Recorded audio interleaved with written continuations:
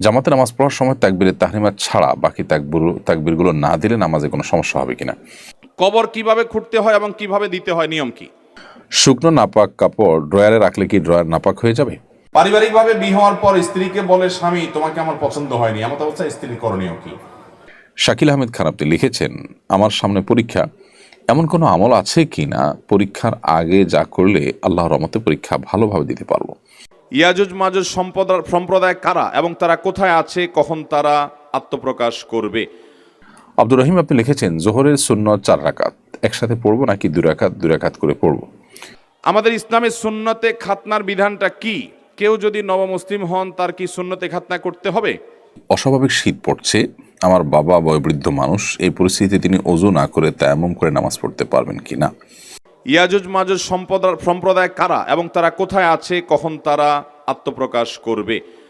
ভাইরা আমার, ইয়াজুজ এবং মাজুজ এদের সম্পর্কে আল্লাহ রাব্বুল আলামিন কোরআনে কারীমের সূরা কাহাফে আলোচনা করেছেন।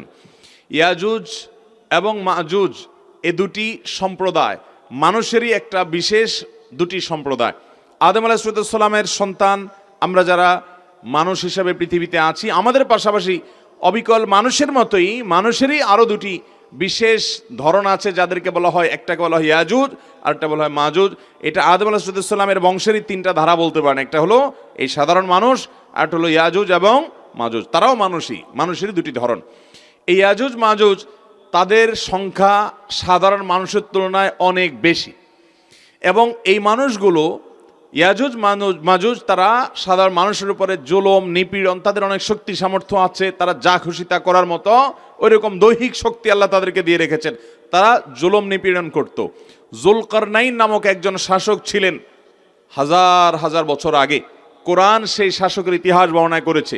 জুলকারনাইন শাসককে লোকজন মানুষেরা বলেছে যে ইয়াজুজ মাজুজ সম্প্রদায়রা আমাদের উপরে জুলুম অবিচার করে এবং ফিতনা ফাসাদ করে জমিনে, তাদেরকে কোনোভাবে নিয়ন্ত্রণ করা যায় না, সব তারা গ্রাস করে ফেলে সম্পদ। তাদের এই অবিচার থেকে, ফাসাদ থেকে আমাদের বাঁচাবার জন্য কোনো উদ্যোগ গ্রহণ করেন। তখন তাদেরকে কোনো একটা এলাকায়, সম্ভবত কোনো একটা পাহাড়ি এলাকায় তারা থাকতো, দিনের বেলা এসে জুলুম করত। তারা যখন তাদের এলাকায় প্রবেশ করেছে, মানুষের সমাজে যেন আসতে না পারে, সাধারণ মানুষের সমাজে, তখন বিশাল বড় প্রাচীর নির্মাণ করেছেন, সম্ভবত পিতল দিয়ে, এই জুলকারনাইন বাদশাহ, এবং তার অপর প্রান্তে তারা আটকে গেছে আর আসতে পারে না। কিয়ামতের আগে তারা সেই প্রাচীর ডিঙ্গিয়ে তারা আসবে। প্রতিদিনই তারা প্রাচীর ডিঙ্গানোর চেষ্টা করে, কিন্তু আল্লাহ তাআলার বিশেষ নির্দেশের কারণে তারা সেটি অতিক্রম করতে পারে না। ইমাম মাহদি দুনিয়াতে তার আত্মপ্রকাশ হওয়ার পর, দাজ্জালের আগমনের পর এবং ঈসা আলাইহিস সালামের দুনিয়াতে নাজিল হওয়ার পর 4 নম্বরের কিয়ামতের বড় আলামত, একেবারে কিয়ামতের খুব কাছাকাছি সময় ইয়াজুজ মাজুজের আবির্ভাব হবে। তারা আবারও দুনিয়াতে তাদের সেই স্বরূপে আবর্তিত হবে। যখন তারা এরকম অবস্থা করবে, আল্লাহ রাব্বুল আলামিনের কাছে সাধারণ মানুষ দোয়া করবে। আল্লাহ নবী ঈসা আলাইহিস সালাম যিনি তখন আসবেন, তিনি দোয়া করবেন। তখন সবার সম্মিলিত দোয়ার কারণে আল্লাহ রাব্বুল আলামিন বিশেষ ধরনের পোকা ইত্যাদি দিয়ে তাদেরকে রোগ বালাই দিয়ে তাদেরকে ধ্বংস করবেন। সমূলে তারা শেষ হবে কিয়ামতের আগে। এই ইয়াজুজ মাজুজ তারা আল্লাহর সৃষ্টি, তারা আছে। কোথায় আছে, পৃথিবীর কোন প্রান্তে আছে আমরা জানি না।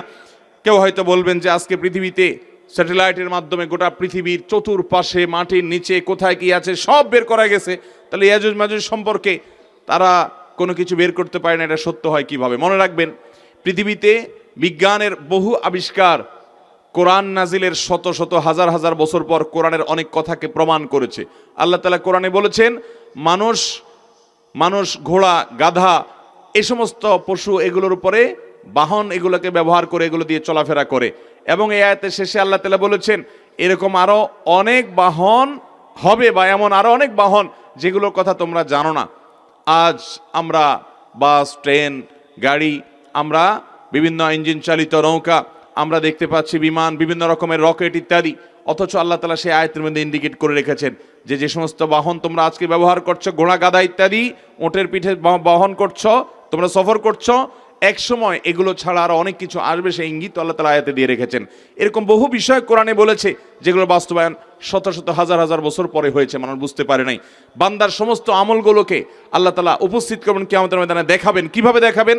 1400 বছর আগের মানুষ যখন ছবি, ভিডিও, ক্যামেরা ইত্যাদির আবিষ্কার হয় নাই, ছবি ভিডিও ধারণ করার এই প্রযুক্তি যখন ছিল না, তখন পৃথিবীর মানুষ বুঝতে পারতো না। কিন্তু তারা ঈমান এনেছে যে আল্লাহ বলেছেন সেটা সত্য নয়, মহাসত্য। আমাদের বুঝে আসুক বা না আসুক, আজকে আমাদের বুঝে আসছে ইয়াজুজ মাজুজের বিষয়। বিজ্ঞান তথ্য প্রযুক্তির উন্নতির এই সময়ে তারা ধরতে পারছে না, কিন্তু বিজ্ঞানীরা হয়তো 2000 বছর পরে, 200 বছর পরে, 500 বছর পরে কোন এক সময় ধরতে পারবে অথবা না পারবে। কিন্তু কোরআনে যেহেতু বিবৃত হয়েছে পৃথিবীর সব মিথ্যা হতে পারে, এটি মিথ্যা হওয়ার কোনো সুযোগ নাই। কবর কিভাবে খুঁড়তে হয় এবং কিভাবে দিতে হয়, নিয়ম কি? কবর খোঁড়ার দুইটা পদ্ধতি আছে। একটা পদ্ধতি মূলত সুন্নাত, আরেকটা জায়েজ। সুন্নাত কোনটা? সুন্নাত হলো কবর আপনি খুঁড়েছেন পশ্চিম দিকে, কেবলার দিকে যে মাটির ওয়াল আছে এই ওয়ালের নিচে একটা সুড়ঙ্গ করবেন, যেটাকে সিন্দুক কবর বলে। সুড়ঙ্গ করে ধরেন 1 বিঘত বা 1 হাত এরকম যতদূর পারেন সুড়ঙ্গ করে লাশটাকেও সুড়ঙ্গর ভিতরে পশ্চিম দিকে ঢুকাই দিবেন। এরপরে আপনি বাঁশ দিয়ে চাটাই দিয়ে মাটি দিয়ে দাফন করবেন। এটা হলো সুন্নাহসম্মত কবর। আর যদি এটা করা না যায়, বৃষ্টির কারণে দেখা যায় যে সুড়ঙ্গ করতে গেলে মাটি ভেঙে পড়ে, এরকম যদি হয়, তাহলে সেক্ষেত্রে মাঝখানে কবর খোলার পর কবরের ভিতরে আবার আরেকটা গর্ত কবরের মতো করে করে ওইটার ভিতরে লাশটাকে ঢুকিয়ে দিয়ে তার উপরে বাঁশ দিয়ে চাটা দিয়ে আপনি কবর দিবেন। এটাও জায়েজ আছে। যদি ওইটা করে না যায় তাহলে এটা করবেন। অনেকে করে কি, স্রেফ একটা নর্মাল কবর করে ওই বাম আপনার পূব দিকের যে মাটি আছে ওয়াল, সেটার উপরে কাত করে রেখে দিয়ে দেয়, বা সোজা লাশটা রেখে শুধু কল্লাটাকে ঘাড়টাকে কেবলা দিকে ফিরে দেয় না। এটা কোনো সুন্নাহ সম্মত কবর নয়। আর কবর দেওয়ার সময় কি পড়বেন, কি দোয়া পড়বেন? বিসমিল্লাহি আলা মিল্লাতে রাসূলিল্লাহ অথবা বিসমিল্লাহি আলা সুন্নাতে রাসূলিল্লাহ, এই বিসমিল্লাহ বলে আপনি লাশ কবরে রেখে মাটি দিয়ে দাফন করবেন। দাফন করার শেষ কেবলার দিকে ফিরে আল্লাহ যেন তাকে সওয়াল জবাব সহজ করেন সেজন্য দোয়া করবেন এবং তার জন্য মাগফিরাত কামনা করবেন, ব্যাস। এছাড়া আর কোনো দোয়া নাই। আমরা ওই যে মিনহা খালাকনাকুম ওয়া ফিহা নুঈদুকুম ওয়া মিনহা নুখরিজুকুম তারাতান উখরা, কবর দেওয়ার সময় এই দোয়াটার কথা বলি, এটি কোনো বিশুদ্ধ হাদিস দ্বারা প্রমাণিত হয় নাই। এখানে বলবো বিসমিল্লাহি মিল্লাতে রাসূলিল্লাহ, আর ওইভাবে যে সিন্ধু কবরে রাখবেন, এটাই সুন্নাহ। আমার বাসস্থান চট্টগ্রাম, অফিস করি ঢাকায়। সপ্তাহে 3-4 দিন ঢাকায় অবস্থানকালে আমি সালাত আদায় করব মুকিম অবস্থায় না মুসাফির অবস্থায়? দেখুন, সফর অবস্থায় আমাদেরকে কসরের সালাত আদায় করতে হবে। আমরা যখন কোনো জায়গায় মুসাফির হিসাবে থাকব ততক্ষণ আমাদের জোহর, আসর এবং এশা এই নামাজগুলোকে আল্লাহ তাআলা 2 রাকাত করে দিয়েছেন, কসর বলা হয় এটাকে। আর যদি আমরা নিজ বাসস্থানে থাকি, সফরে না থাকি, তাহলে সেক্ষেত্রে আমরা পুরো নামাজ পড়ব সাধারণ নিয়মে। এখন কথা হলো, কারোর বাসস্থান চট্টগ্রামে কিন্তু অফিস করেন তিনি ঢাকায়, সপ্তাহে 3-4 দিন বা 5 দিন তাকে ঢাকায় যদি অবস্থান করতে হয়, প্রশ্ন হলো ঢাকায় তিনি কি করেন? ঢাকা নিশ্চয়ই তিনি একটা বাসা ভাড়া করেছেন, কোনো একটা ম্যাচ ভাড়া করেছেন, কোথাও তিনি থাকেন। যদি কোনো জায়গায় তিনি থাকেন, তার একটা ঠিকানা হয়, তাহলে এই জায়গার বসবাসকারী তিনি, অস্থায়ী বাসিন্দা কিন্তু বসবাসকারী বাসিন্দা, তিনি মুসাফির নন। সেই হিসাবে তিনি পুরো নামাজ পড়বেন। আর যদি ব্যাপারটি এমন হয় যে না, ঢাকায় তার বসবাসের কোনো ঠিকানা নাই, তিনি শুধু আসা যাওয়া করেন, ধরুন অনেক ড্রাইভার ভাইয়েরা আছেন, বাড়ি তার চট্টগ্রামে, তিনি ঢাকা চট্টগ্রাম রুটে গাড়ি চালান, কিংবা ঢাকা কুমিল্লা রুটে গাড়ি চালান, কিংবা অন্য কোনো রুটে গাড়ি চালান, তো তার ঢাকায় আসা হয় কাজে, গাড়ি শেষ, গাড়ি চালানো শেষ, তার ট্রিপ শেষ, তিনি হয়তো কোনো একটা হোটেলে বা কোথাও হালকা রেস্ট করে 2-4-5-6 ঘন্টা পরে আবার গাড়ি নিয়ে তিনি ছুটেন নিজ গন্তব্যের দিকে। তাহলে সেক্ষেত্রে তিনি মুসাফির, কারণ ঢাকায় তার থাকার কোনো বিশেষ ঠিকানা নাই এবং তার কোনো থাকার বন্দোবস্ত নাই, তিনি এখানকার বসবাসকারী নই।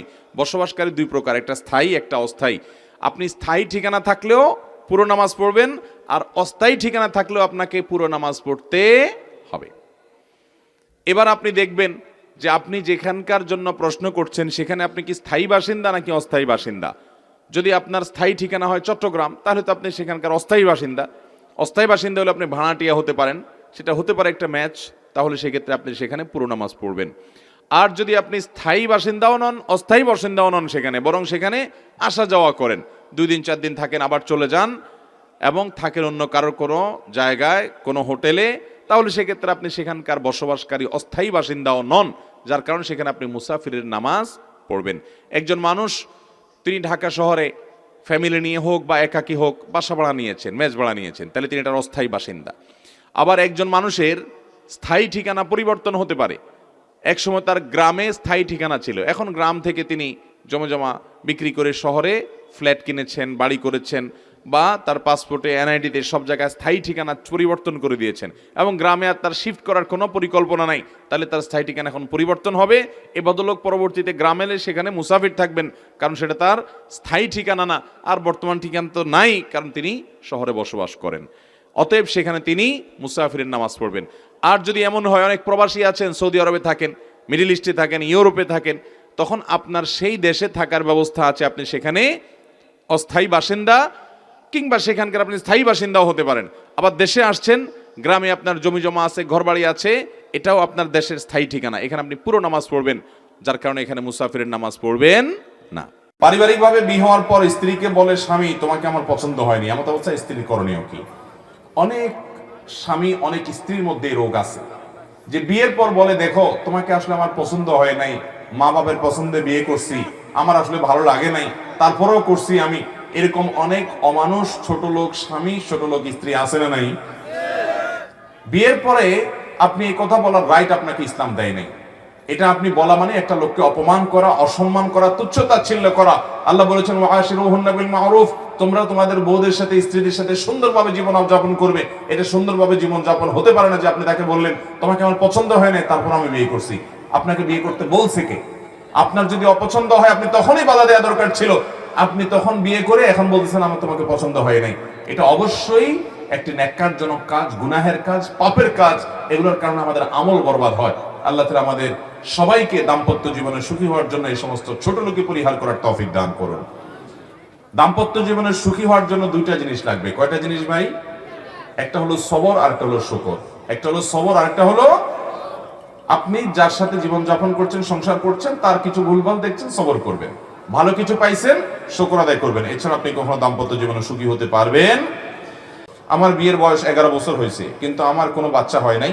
আমার শাশুড়ি কোনো কিছু নিয়ে ঝগড়া লাগলেই আমাকে এবং আমার স্বামীকে ভাঞ্জা, আটকুরা বলে খোঁটা দেয় এবং বলে আল্লাহ যেন আমাদের কোনো সন্তান না দেয়, বদদোয়া করে। এমন অবস্থা আমাদের করণীয় কি?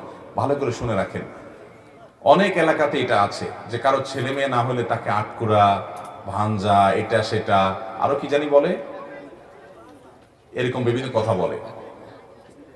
এটা, এই গালিটা কাদের গালি জানেন? কোরআনে আল্লাহ তাআলা উল্লেখ করেছেন কাদের গালি? এটা কাফেরদের গালি। এই গালিটা কাদের গালি? কাফেররা। কাফেররা এই গালিটা কাকে দিত? আমাদের প্রিয় নবী সাল্লাল্লাহু আলাইহি সাল্লামকে বলতো।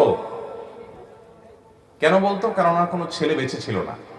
বলতো তুমি নির্বংশ, তোমার বংশ নাই, তুমি মরে গেলে তোমার কোনো ছেলে সন্তান নাই, বংশ কিভাবে টিকবে? বংশের চেহারা ঘাড়ি কেন বাদ থেকে জ্বালাবে? নির্বংশ বলে গালি দিত আমাদের নবী সাল্লাল্লাহু আলাইহি সাল্লামকে। কারা? কাফেররা। আল্লাহ তাআলা সূরা ইন্না আতানাকা কাউসারের মধ্যে জবাব দিয়েছেন, ইন্না আতাইনাকাল কাউসার ফাসাল্লি লিরাব্বিকা ওয়ানহার ইন্না শানিআকা। যারা আপনাকে নির্বংশ বলছে, ওরা বরং নির্বংশ। ওদের নাম নেয়ার মতো, ওদের বংশে চেরাগ জ্বালানোর মতো লোক দুনিয়াতে পাওয়া যাবে না। আবু জাহাল, আবু লাহাবদের নাম নেয়ার মতো দুনিয়াতে মানুষ আছে? ওদের 14 গোষ্ঠীদের যদি গালিগালাজ করে সারা দুনিয়ার মানুষ, একটা মানুষের চোখের পানি ফেলানোর মতো আছে? আর নবী করিম সাল্লাল্লাহু আলাইহি সাল্লামকে আল্লাহ রাব্বুল আলামিন এইভাবে তাকে জিইয়ে রেখেছেন, টিকিয়ে রেখেছেন যে তার সম্পর্কে কোনো কটু কথা বললে হাজার হাজার মানুষের হৃদয়ে রক্তক্ষরণ হয়। তাহলে তোমাদের ছেলে মেয়ে থেকেও তোমাদের অস্তিত্ব পৃথিবীতে টিকে নাই, কিন্তু তার ছেলে না থেকেও শুধুমাত্র কন্যা সন্তান বেঁচে ছিলেন, ছেলেরা মারা গেছেন ছোট থাকতে, তারপরও আল্লাহ তাআলা তাকে টিকিয়ে রেখেছেন। তাহলে কারো সন্তান না হলে, ছেলে না হলে, মেয়ে না হলে বা সন্তান না হলে তাকে আটকুরা বলা, ভাঞ্জা বলা, এটা বলা, সেটা বলা, বন্ধা বলা, নানা রকমের কটু কথা বলা, এটা কাফেরদের চরিত্র। কোন মুসলমান এটি করতে পারে? সন্তান না হওয়া কি কারোর হাতে? আল্লাহ কোরআনে বলেছেন, আল্লাহ তাআলা যাকে ইচ্ছা তাকে কন্যা সন্তান দেন, যাকে ইচ্ছা তাকে পুত্র সন্তান দেন, যাকে ইচ্ছা দুইটাই দেন, যাকে ইচ্ছা কোনোটাই দেন না। ওয়াজআলু মান ইয়াশাউ আকিমা, যাকে ইচ্ছা তাকে আল্লাহ বন্ধা করেন। অতএব এটা সম্পূর্ণ আল্লাহর ফয়সালা। বিধায় এই ব্যাপারে কোনো কটু কথা বললে সে গুনাহগার হবে, কবিরা গুনাহ হবে। এই যে সূরা হুজরাতে আল্লাহ যে নিষেধ করেছেন, সে নিষেধাজ্ঞা লঙ্ঘনকারী হবে। আল্লাহ তাআলা আমাদের চরিত্রগুলো যেন সুন্দর হয় সেরকম মানুষ হওয়ার তৌফিক দান করুন। আমেরিকার এক অঙ্গরাজ্যে ভয়াবহ দাবানলে ব্যাপক ক্ষয়ক্ষতি হয়েছে। বিষয়টাকে অনেকে আল্লাহর গজব হিসাবে দেখছেন। এটা আসলেই কি তা কিনা, এই জন্য উল্লাস করার সুযোগ আছে কিনা। প্রথম কথা হলো যে অঙ্গরাজ্যের যে শহরে এই ভয়াবহ দুর্ঘটনা ঘটেছে, যেটাকে আমরা হলিউড হিসাবে জানি, সেই হলিউডে, ক্যালিফোর্নিয়ার সম্ভবত একটি শহর, এখানে যে ভয়াবহ দাবানল 2 দিন যাবৎ জ্বলে পুড়ে সব ছাই করে দিচ্ছে, এটি সন্দেহাতীতভাবে একটা সিগনিফিকেন্ট বিষয় এবং এটা নিশ্চয়ই আমাদেরকে একটা ইঙ্গিত করে, একটা ইন্ডিকেট করে যে সেখানে বিশেষ করে গোটা বিশ্বে অশ্লীলতাকে ছড়িয়ে দেওয়ার জন্য যেভাবে ওখানকার তথাকথিত তারকারা, যাদের বসতবাড়ি ইত্যাদি পুড়েছে বলে খবরে এসেছে, তারা যেভাবে কাজ করে চলেছেন এবং যুগ যুগ ধরে সহস্র মানুষের চরিত্রকে ধ্বংস করবার জন্য যাদের ভূমিকা রয়েছে, আল্লাহর পক্ষ থেকে এটি একটি আযাব হিসাবে বা আল্লাহর পক্ষ থেকে শাস্তি হিসেবে এটা কোনো ইন্ডিকেট হতে পারে, সেটাকে মোটেও উড়িয়ে দেওয়া যায় না। কিন্তু আসলে যেহেতু কোনো নবী রাসূল নেই, কোন ঘটনা কী জন্য ঘটেছে, আল্লাহ সুবহানাহু ওয়া তাআলা ঠিক কী কারণে সেটি ঘটিয়েছেন, সেটি আসলে আমরা কেউই ধারণা করে বলতে পারবো না নিশ্চিতভাবে। হ্যাঁ, আমাদের প্রবল ধারণা তৈরি হতে পারে, যেটি গজব হওয়ার জোরালো সম্ভাবনা আছে, সেভাবে আমরা বলতেই পারি। কিন্তু এটি গজব নাকি এটি সাধারণ কোনো ঘটনা যেটি আল্লাহ সুবহানাহু ওয়া তাআলা অনেক সাধারণ এলাকাতেও ঘটিয়ে থাকেন, সেটা একমাত্র আল্লাহ ভালো জানেন। তো বাহ্যিক দৃষ্টিকোণ থেকে বোঝা যায় যে যেখানে পাপাচার অনেক বেশি হয়, সীমা ছাড়িয়ে চলে যায়, আল্লাহ সুবহানাহু ওয়া তাআলা ঢিল দিয়ে রাখেন, মানুষকে সংশোধনের সুযোগ দেন, একটা পর্যায়ে আল্লাহ সুবহানাহু ওয়া তাআলা পাকড়াও করেন। আমরা জানি ইতালির যে পম্পেয় নগরী, পাপের নগরী হিসাবে পরিচিত এই পম্পেয় নগরীতে আল্লাহ রাব্বুল আলামিন ঠিক একইভাবে দাবানলে পুড়ে এমনভাবে ছাই করে দিয়েছেন শত শত বছর পরও আজও সেই শহর সেভাবেই ভস্ম হয়ে এখনও পৃথিবীর মানুষের কাছে শিক্ষার উপকরণ, উপদেশ গ্রহণ করার মাধ্যম হিসেবে এখনও ঠায় দাঁড়িয়ে আছে। হলিউড সেরকমই একটি দৃষ্টান্ত স্থাপন করেছে কিনা সেটার জোরালো সম্ভাবনা আছে, এবং এখান থেকে আমাদের ব্লেম বা এখান থেকে আমাদের উল্লাস করার চাইতে বরং শিক্ষা গ্রহণ করবার প্রয়োজনীয়তাটা অনেক বেশি। ব্যক্তিগত জীবনে আমরাও যারা সীমা লঙ্ঘন করি, সীমা ছাড়িয়ে যাই, আল্লাহর অবাধ্য হয়ে যাই, আমাদের জন্য এটা অবশ্যই সতর্কতা এবং এটা অ্যালার্মিং একটি বিষয়, এবং এর মাধ্যমে অন্য যারা আল্লাহর অবাধ্যতা লিপ্ত আছেন তাদেরও সংশোধন হওয়ার বা ফিরে আসার সুযোগ তৈরি হয়। বিধায় আমরা সেখান থেকে শিক্ষা গ্রহণ করার চেষ্টা করব। গাজাও পুড়ছে এবং এই হলিউড শহরও পুড়ছে। পার্থক্য এটুকু যে গাজার মানুষগুলো আল্লাহর প্রতি বিশ্বাসী হওয়ার কারণে, আখিরাতে বিশ্বাসী হওয়ার কারণে দুনিয়া পুড়ে গেলেও তাদের আসলে সব পুড়ে যাবে না, অনন্ত অসীমকালের আসল জীবনের সব তাদের বেঁচে থাকবে ঠিকই। কিন্তু যাদের আখিরাতের প্রতি বিশ্বাসী নেই, তাদের দুনিয়াটাই যদি পুড়ে যায় তাহলে থাকেটা কি? আল্লাহ তাআলা আমাদের এখান থেকে শিক্ষা গ্রহণ করবার তৌফিক দান করুন। আব্দুর রহিম আপনি লিখেছেন, জোহরের সুন্নত 4 রাকাত একসাথে পড়বো নাকি 2 রাকাত 2 রাকাত করে পড়বো? জোহরের সুন্নত 4 রাকাত একসাথে পড়বেন, এটাই হলো ফুকাহে হানাফের মত। যদিও এক্ষেত্রে হাম্বলি ফকিহদের মত হলো 2 রাকাত 2 রাকাত করে পড়বেন। শুকনো নাপাক কাপড় ড্রয়ারে রাখলে কি ড্রয়ার নাপাক হয়ে যাবে? শুকনো নাপাক কাপড় যদি আপনি কোনো ড্রয়ারে রাখেন, সে ড্রয়ারে যদি সে নাপাকির কোনো আলামত লেগে যায়, নাপাকি লেগে গেছে কোথাও দেখা যাচ্ছে, অথবা দুর্গন্ধ হয়ে গেছে সেই জায়গাটা নাপাকির, তাহলে সেক্ষেত্রে সেই জায়গাটা নাপাক হিসাবে বিবেচিত হবে, সেটাকে দূর করতে হবে যেভাবে দূর করা সম্ভব হয়। নাপাকির সমস্ত আলামত দূর হয়ে গেলে সেটি পাক হয়ে যাবে। আর যদি সেখানে কোনো নাপাকের কোনো আলামত না থাকে, শুধুমাত্র নাপাক কাপড়টা আপনি রেখেছেন জাস্ট এই কারণেই পুরো ড্রয়ারটা নাপাক হয়ে গেছে বা সেখানে কোনো পাক কাপড় রাখা যাবে না, ব্যাপারটা কিন্তু তা নয়। এরপর রাহাতুল ইসলাম রুমা আপনি লিখেছেন, বর্তমানে বাজারে যে স্কুটি বের হয়েছে, মেয়েরা কি তা চালাতে পারবে? মেয়েরা যদি স্কুটি চালাতে চান এবং সেটি চালাতে গিয়ে যদি তাদের পর্দার খেলাফ না হয়, ধরুন প্রচণ্ড বাতাসে তারা যদি স্কুটি চালান এবং শরীরের বিভিন্ন অঙ্গ প্রত্যঙ্গ স্পষ্ট হয়ে আসে, তাহলে সেটি নাজায়েজ হবে। আর যদি সেরকম কিছু না হয়, তাদের ড্রেস আপটা যদি এমন হয় যে না তাদের প্রাইভেসি বা পর্দা মেনটেন করে তারা চালাতে পারছেন, তাহলে সেক্ষেত্রে সেটি তাদের জন্য হারাম হবে না। এবং সফরের দূরত্বে না গিয়ে ছোটোখাটো ট্রিপ যেগুলো ধারে কাছে থাকে, একান্ত প্রয়োজনীয় কাজ থাকে, সেগুলো তারা সারেন, তাহলে সেটি হারাম হয়ে যাবে না। এটি নির্ভর করে তাদের স্কুটি চালানোর সময় এবং পরিবেশ পরিস্থিতির উপরে। যদি পর্দার যে বিধিবিধান আছে সেগুলো নষ্ট না হয়, তিনি যেভাবে হাঁটছেন সেভাবে স্কুটি চালাচ্ছেন এবং স্কুটি চালাতে গিয়ে তার ড্রেস আপ কোনোভাবে পর্দার খেলাফের পর্যায়ে না যায়, শরীরের কোনো অঙ্গ প্রত্যঙ্গ ফুটে না ওঠে, তাহলে সেটি জায়েজ হবে। আমি একজন মহিলা, সৌদিতে কফিলে বাসায় কাজ করি। কফিলের পরিবারের সাথে কয়েকবার ওমরা করেছি, আর মক্কা আমাদের বাসা থেকে 2 দিনের রাস্তা। আমার ওমরা হবে কিনা? প্রথম কথা হলো বোন, আপনি দূরদেশে গিয়েছেন একটু রুটি রুজির জন্য।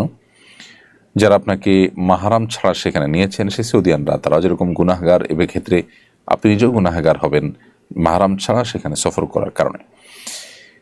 এরপর দ্বিতীয় কথা হলো যে আপনি সেখানে চলে গেছেন, কাজ করছেন, বৈধ বা হালাল কাজ করে যদি আপনি উপার্জন করেন, হারাম থেকে বেঁচে থেকে উপার্জন করতে পারেন, তাহলে সেক্ষেত্রে আপনার সে উপার্জন হারাম হবে না, সেটা হালাল হবে। মাহরাম শাহ সফর করেছেন, সেটা একটি গুনাহের কাজ হয়েছে, তার জন্য আল্লাহর কাছে ইস্তেগফার করবেন। এখন যে উপার্জনগুলো করছেন সেগুলো হারাম হবে না যদি আপনি হালাল উপায়ে উপার্জন করে থাকেন। এরপরের প্রশ্ন হলো, আপনার মূল প্রশ্ন যেটি, সেটি উত্তর হলো আপনি সফরের দূরত্বে আপনার কফিল বা মালিকের ফ্যামিলির সাথে যাচ্ছেন, যে ওমরা করে আসছেন। তো এই যে তাদের সাথে যাচ্ছেন, যে ওমরা করে আসছেন, এর কারণে আপনার ওমরা তো হয়ে যাবে, কিন্তু এটাও একটা গুনাহের কারণ। কারণ নবী করিম সাল্লাল্লাহু আলাইহি ওয়াসাল্লাম বলেছেন, লা তুসাফিরুল মারআতু ইল্লা মা'আদি মাহরামিন, কোনো নারী কোনো মাহরাম ছাড়া তিনি একাকী সফর করবেন না। আপনি যে কাজটি করছেন সেটি গুনাহের কাজ। এজন্য আল্লাহ তাআলা আপনাকে তৌফিক দিলে আপনি স্বামী বা মাহরামের সাথে কখনো ওমরা করবেন, আর না হলে ওমরা করবেন না, ওমরা করার জন্য ফরজ নয়। কিন্তু আপনার অবশ্যই মাহরাম নিয়ে সফর করার চেষ্টা করা উচিত এবং সফরে মাহরাম থাকা দরকার। এরপরে প্রশ্ন করেছেন এসকে মুস্তাকিম ব্লগ, এআইডি থেকে আপনি লিখেছেন, মৃত গরুর চামড়া বিক্রি করা যাবে কিনা। মৃত গরুর চামড়া তুলে যদি আলাদা করে বিক্রি করা যায়, অবশ্যই সেটি জায়েজ হবে। মৃত গরুর চামড়া থেকে যদি বেনিফিটেড হতে চান, কেউ ব্যবহার করে সেটাকে প্রসেস করে ব্যবহার করতে চান, সেটাও করতে পারবেন। হ্যাঁ, মৃত গরুর গোশত খেতে পারবেন না, সেটি হারাম। অতএব চামড়া বা অন্য কোনোভাবে সেটি থেকে যদি বেনিফিটেড হওয়ার সুযোগ থাকে, সেটি কিন্তু নিষিদ্ধ বা হারাম নয়। মাঝে মধ্যে অচেনা কবুতর এসে আমার কবুতরের সাথে জোড়া বাঁধে এবং ডিম দেয়, সেই ডিম থেকে বাচ্চা হয়। এখন ওই অচেনা কবুতর এবং ডিম ও বাচ্চার বিধান কি হবে? অচেনা কবুতর এসে যদি আপনার কবুতরের বাসায় এসে বাসা বাঁধে, তাহলে সেটি আপনার জন্য আসলে হালাল হয়ে যাবে না, কারণ এটি আপনার কবুতর নয়, এটির মালিক অন্য কেউ। আপনার কবুতরের সাথে মিশে যদি সেই ডিম পাড়ে, তো সেই ডিম আপনার হয়ে যাবে না, কারণ অন্য জনের কবুতর, অন্য মানুষের কবুতর এসে এখানে ডিম পেড়েছে। সো আপনার কর্তব্য হবে এখানে কে মালিক হতে পারেন আশেপাশে খোঁজখবর নিয়ে তাদের কাছে তাদের কবুতর বা কবুতরের ডিম হস্তান্তর করা। যদি কোনোভাবে সেই মালিক কিংবা ডিম খুঁজে পাওয়ার, ডিমের মালিক কিংবা কবুতরের মালিক খুঁজে পাওয়ার সম্ভাবনা না থাকে, আপনি চেষ্টা করে কোনোভাবে না পান, তাহলে কোনো গরিব বা অভাবী মানুষকে আপনার ওই ডিম বা ওই কবুতরটা, ওই কবুতর বা ডিমের মালিক যিনি হবেন তার তরফ থেকে, আননোন সেই মালিকের তরফ থেকে আপনি দান করে দিবেন। হ্যাঁ, যদি আপনি নিজে অভাবী গরিব মানুষ হন, তাহলে সেটা আপনি হারানো জিনিস যেরকম গরিব বা অভাবী হলে নিজে খেতে পারেন, ঠিক তেমনিভাবে আপনি নিজে এটি খেতে পারবেন যদি আপনি অভাবী বা গরিব মানুষের সংজ্ঞায় পড়েন বা তাদের কাতারে পড়েন। এরপর তাসফিয়া তাবাসসুম আপনি লিখেছেন, মায়ের সাথে বেয়াদবি করায় মা যদি সেই সন্তানকে নিজের নামের সম্পত্তি না দিয়ে অন্য সন্তানকে দেন, তবে কি গুনাহ হবে? বোন তাসফিয়া, কোনো মা কোনো বাবা সন্তান তাদের প্রতি বেয়াদবি করেছেন, কোনো অন্যায়াচরণ করেছেন, সেই জন্য তাদের নিজেদের সম্পদ যাতে মৃত্যুর পর সন্তান না পায় তার জন্য কোনো ব্যবস্থা করে গেলেন অথবা জীবদ্দশা বলে গেলেন, এটা সুযোগ নেই। কারণ সন্তান কোনো অন্যায় বা অপরাধ করলে আল্লাহর কাছে সে দায়ী থাকবে, মা বাবার সম্পদ থেকে বঞ্চিত করবার কেউ নয়।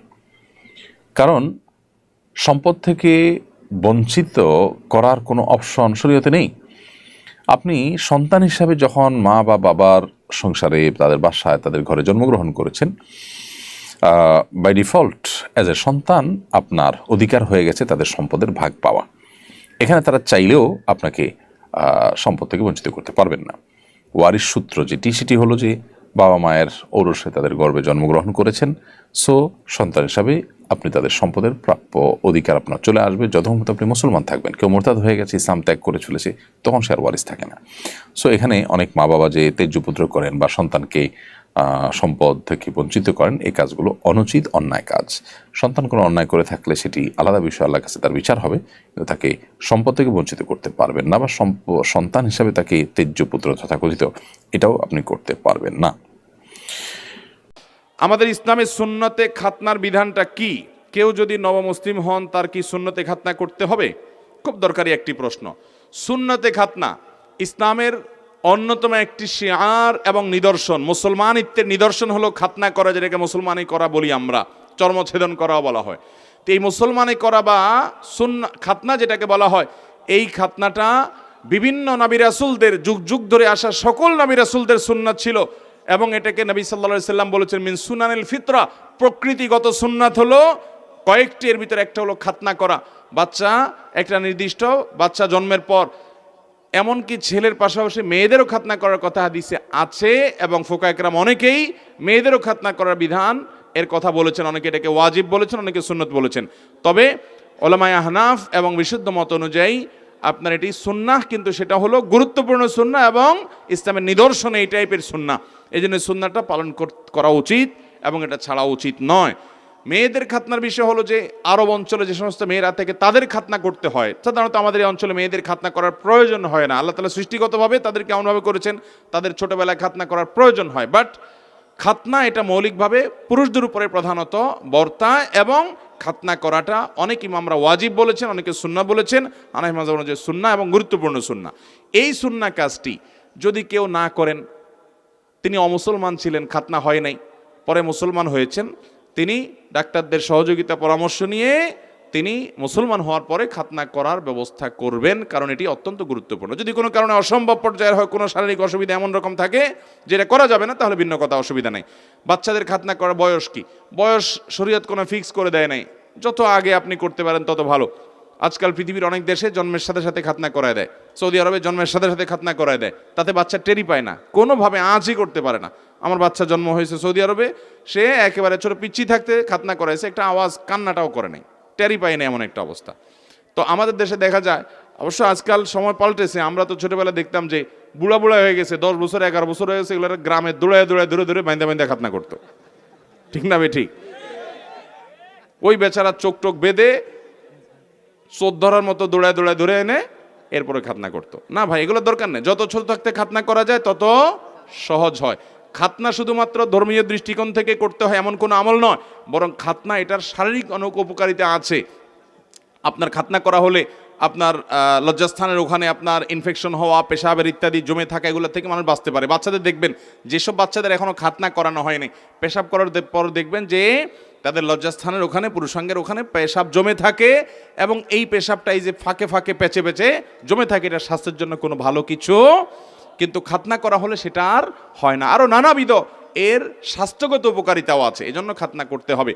এবং কোনো কারণে যদি কারোর খাতনা করা না হয়, ধরুন কেউ ইসলাম গ্রহণ করছে, বড় হয়েছে, কিন্তু এখন খাতনা করার কত পরিস্থিতি নাই শারীরিকভাবে কোনো কারণে, তাহলে কোনো অসুবিধা নাই, হয়ে যাবে তার ইসলাম গ্রহণটা সঠিক। আমি ইয়াসিন আরাফাত, আমার প্রশ্ন হলো, আমি আল্লাহর ভয় দিয়ে আমার অন্তরটাকে ভিজিয়ে রাখতে চাই, এমন কোনো আমল শিখিয়ে দিবেন যেটা করলে আল্লাহর ভয় আমার অন্তরে পয়দা হবে?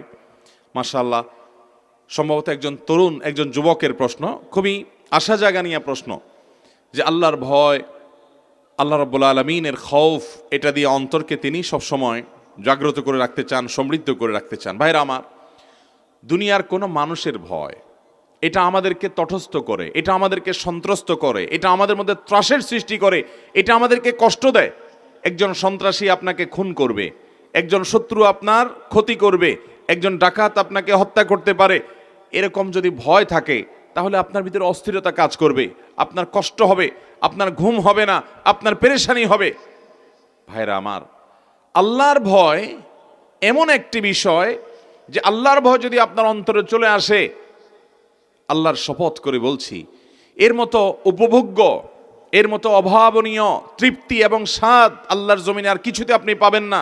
আল্লাহর ভয় অন্তরে লালন করলে যে স্বাদ পাবেন, আল্লাহর ভয়ে সন্ত্রস্ত হয়ে যদি, আল্লাহর ভয়ে ভীত হয়ে যদি আপনি চোখের পানি ফেলেন, দেখবেন আপনার অন্তরটা বরং ভারমুক্ত হয়ে গেছে, আপনার অন্তরটা যখন বরং ফ্রেশ হয়ে গেছে।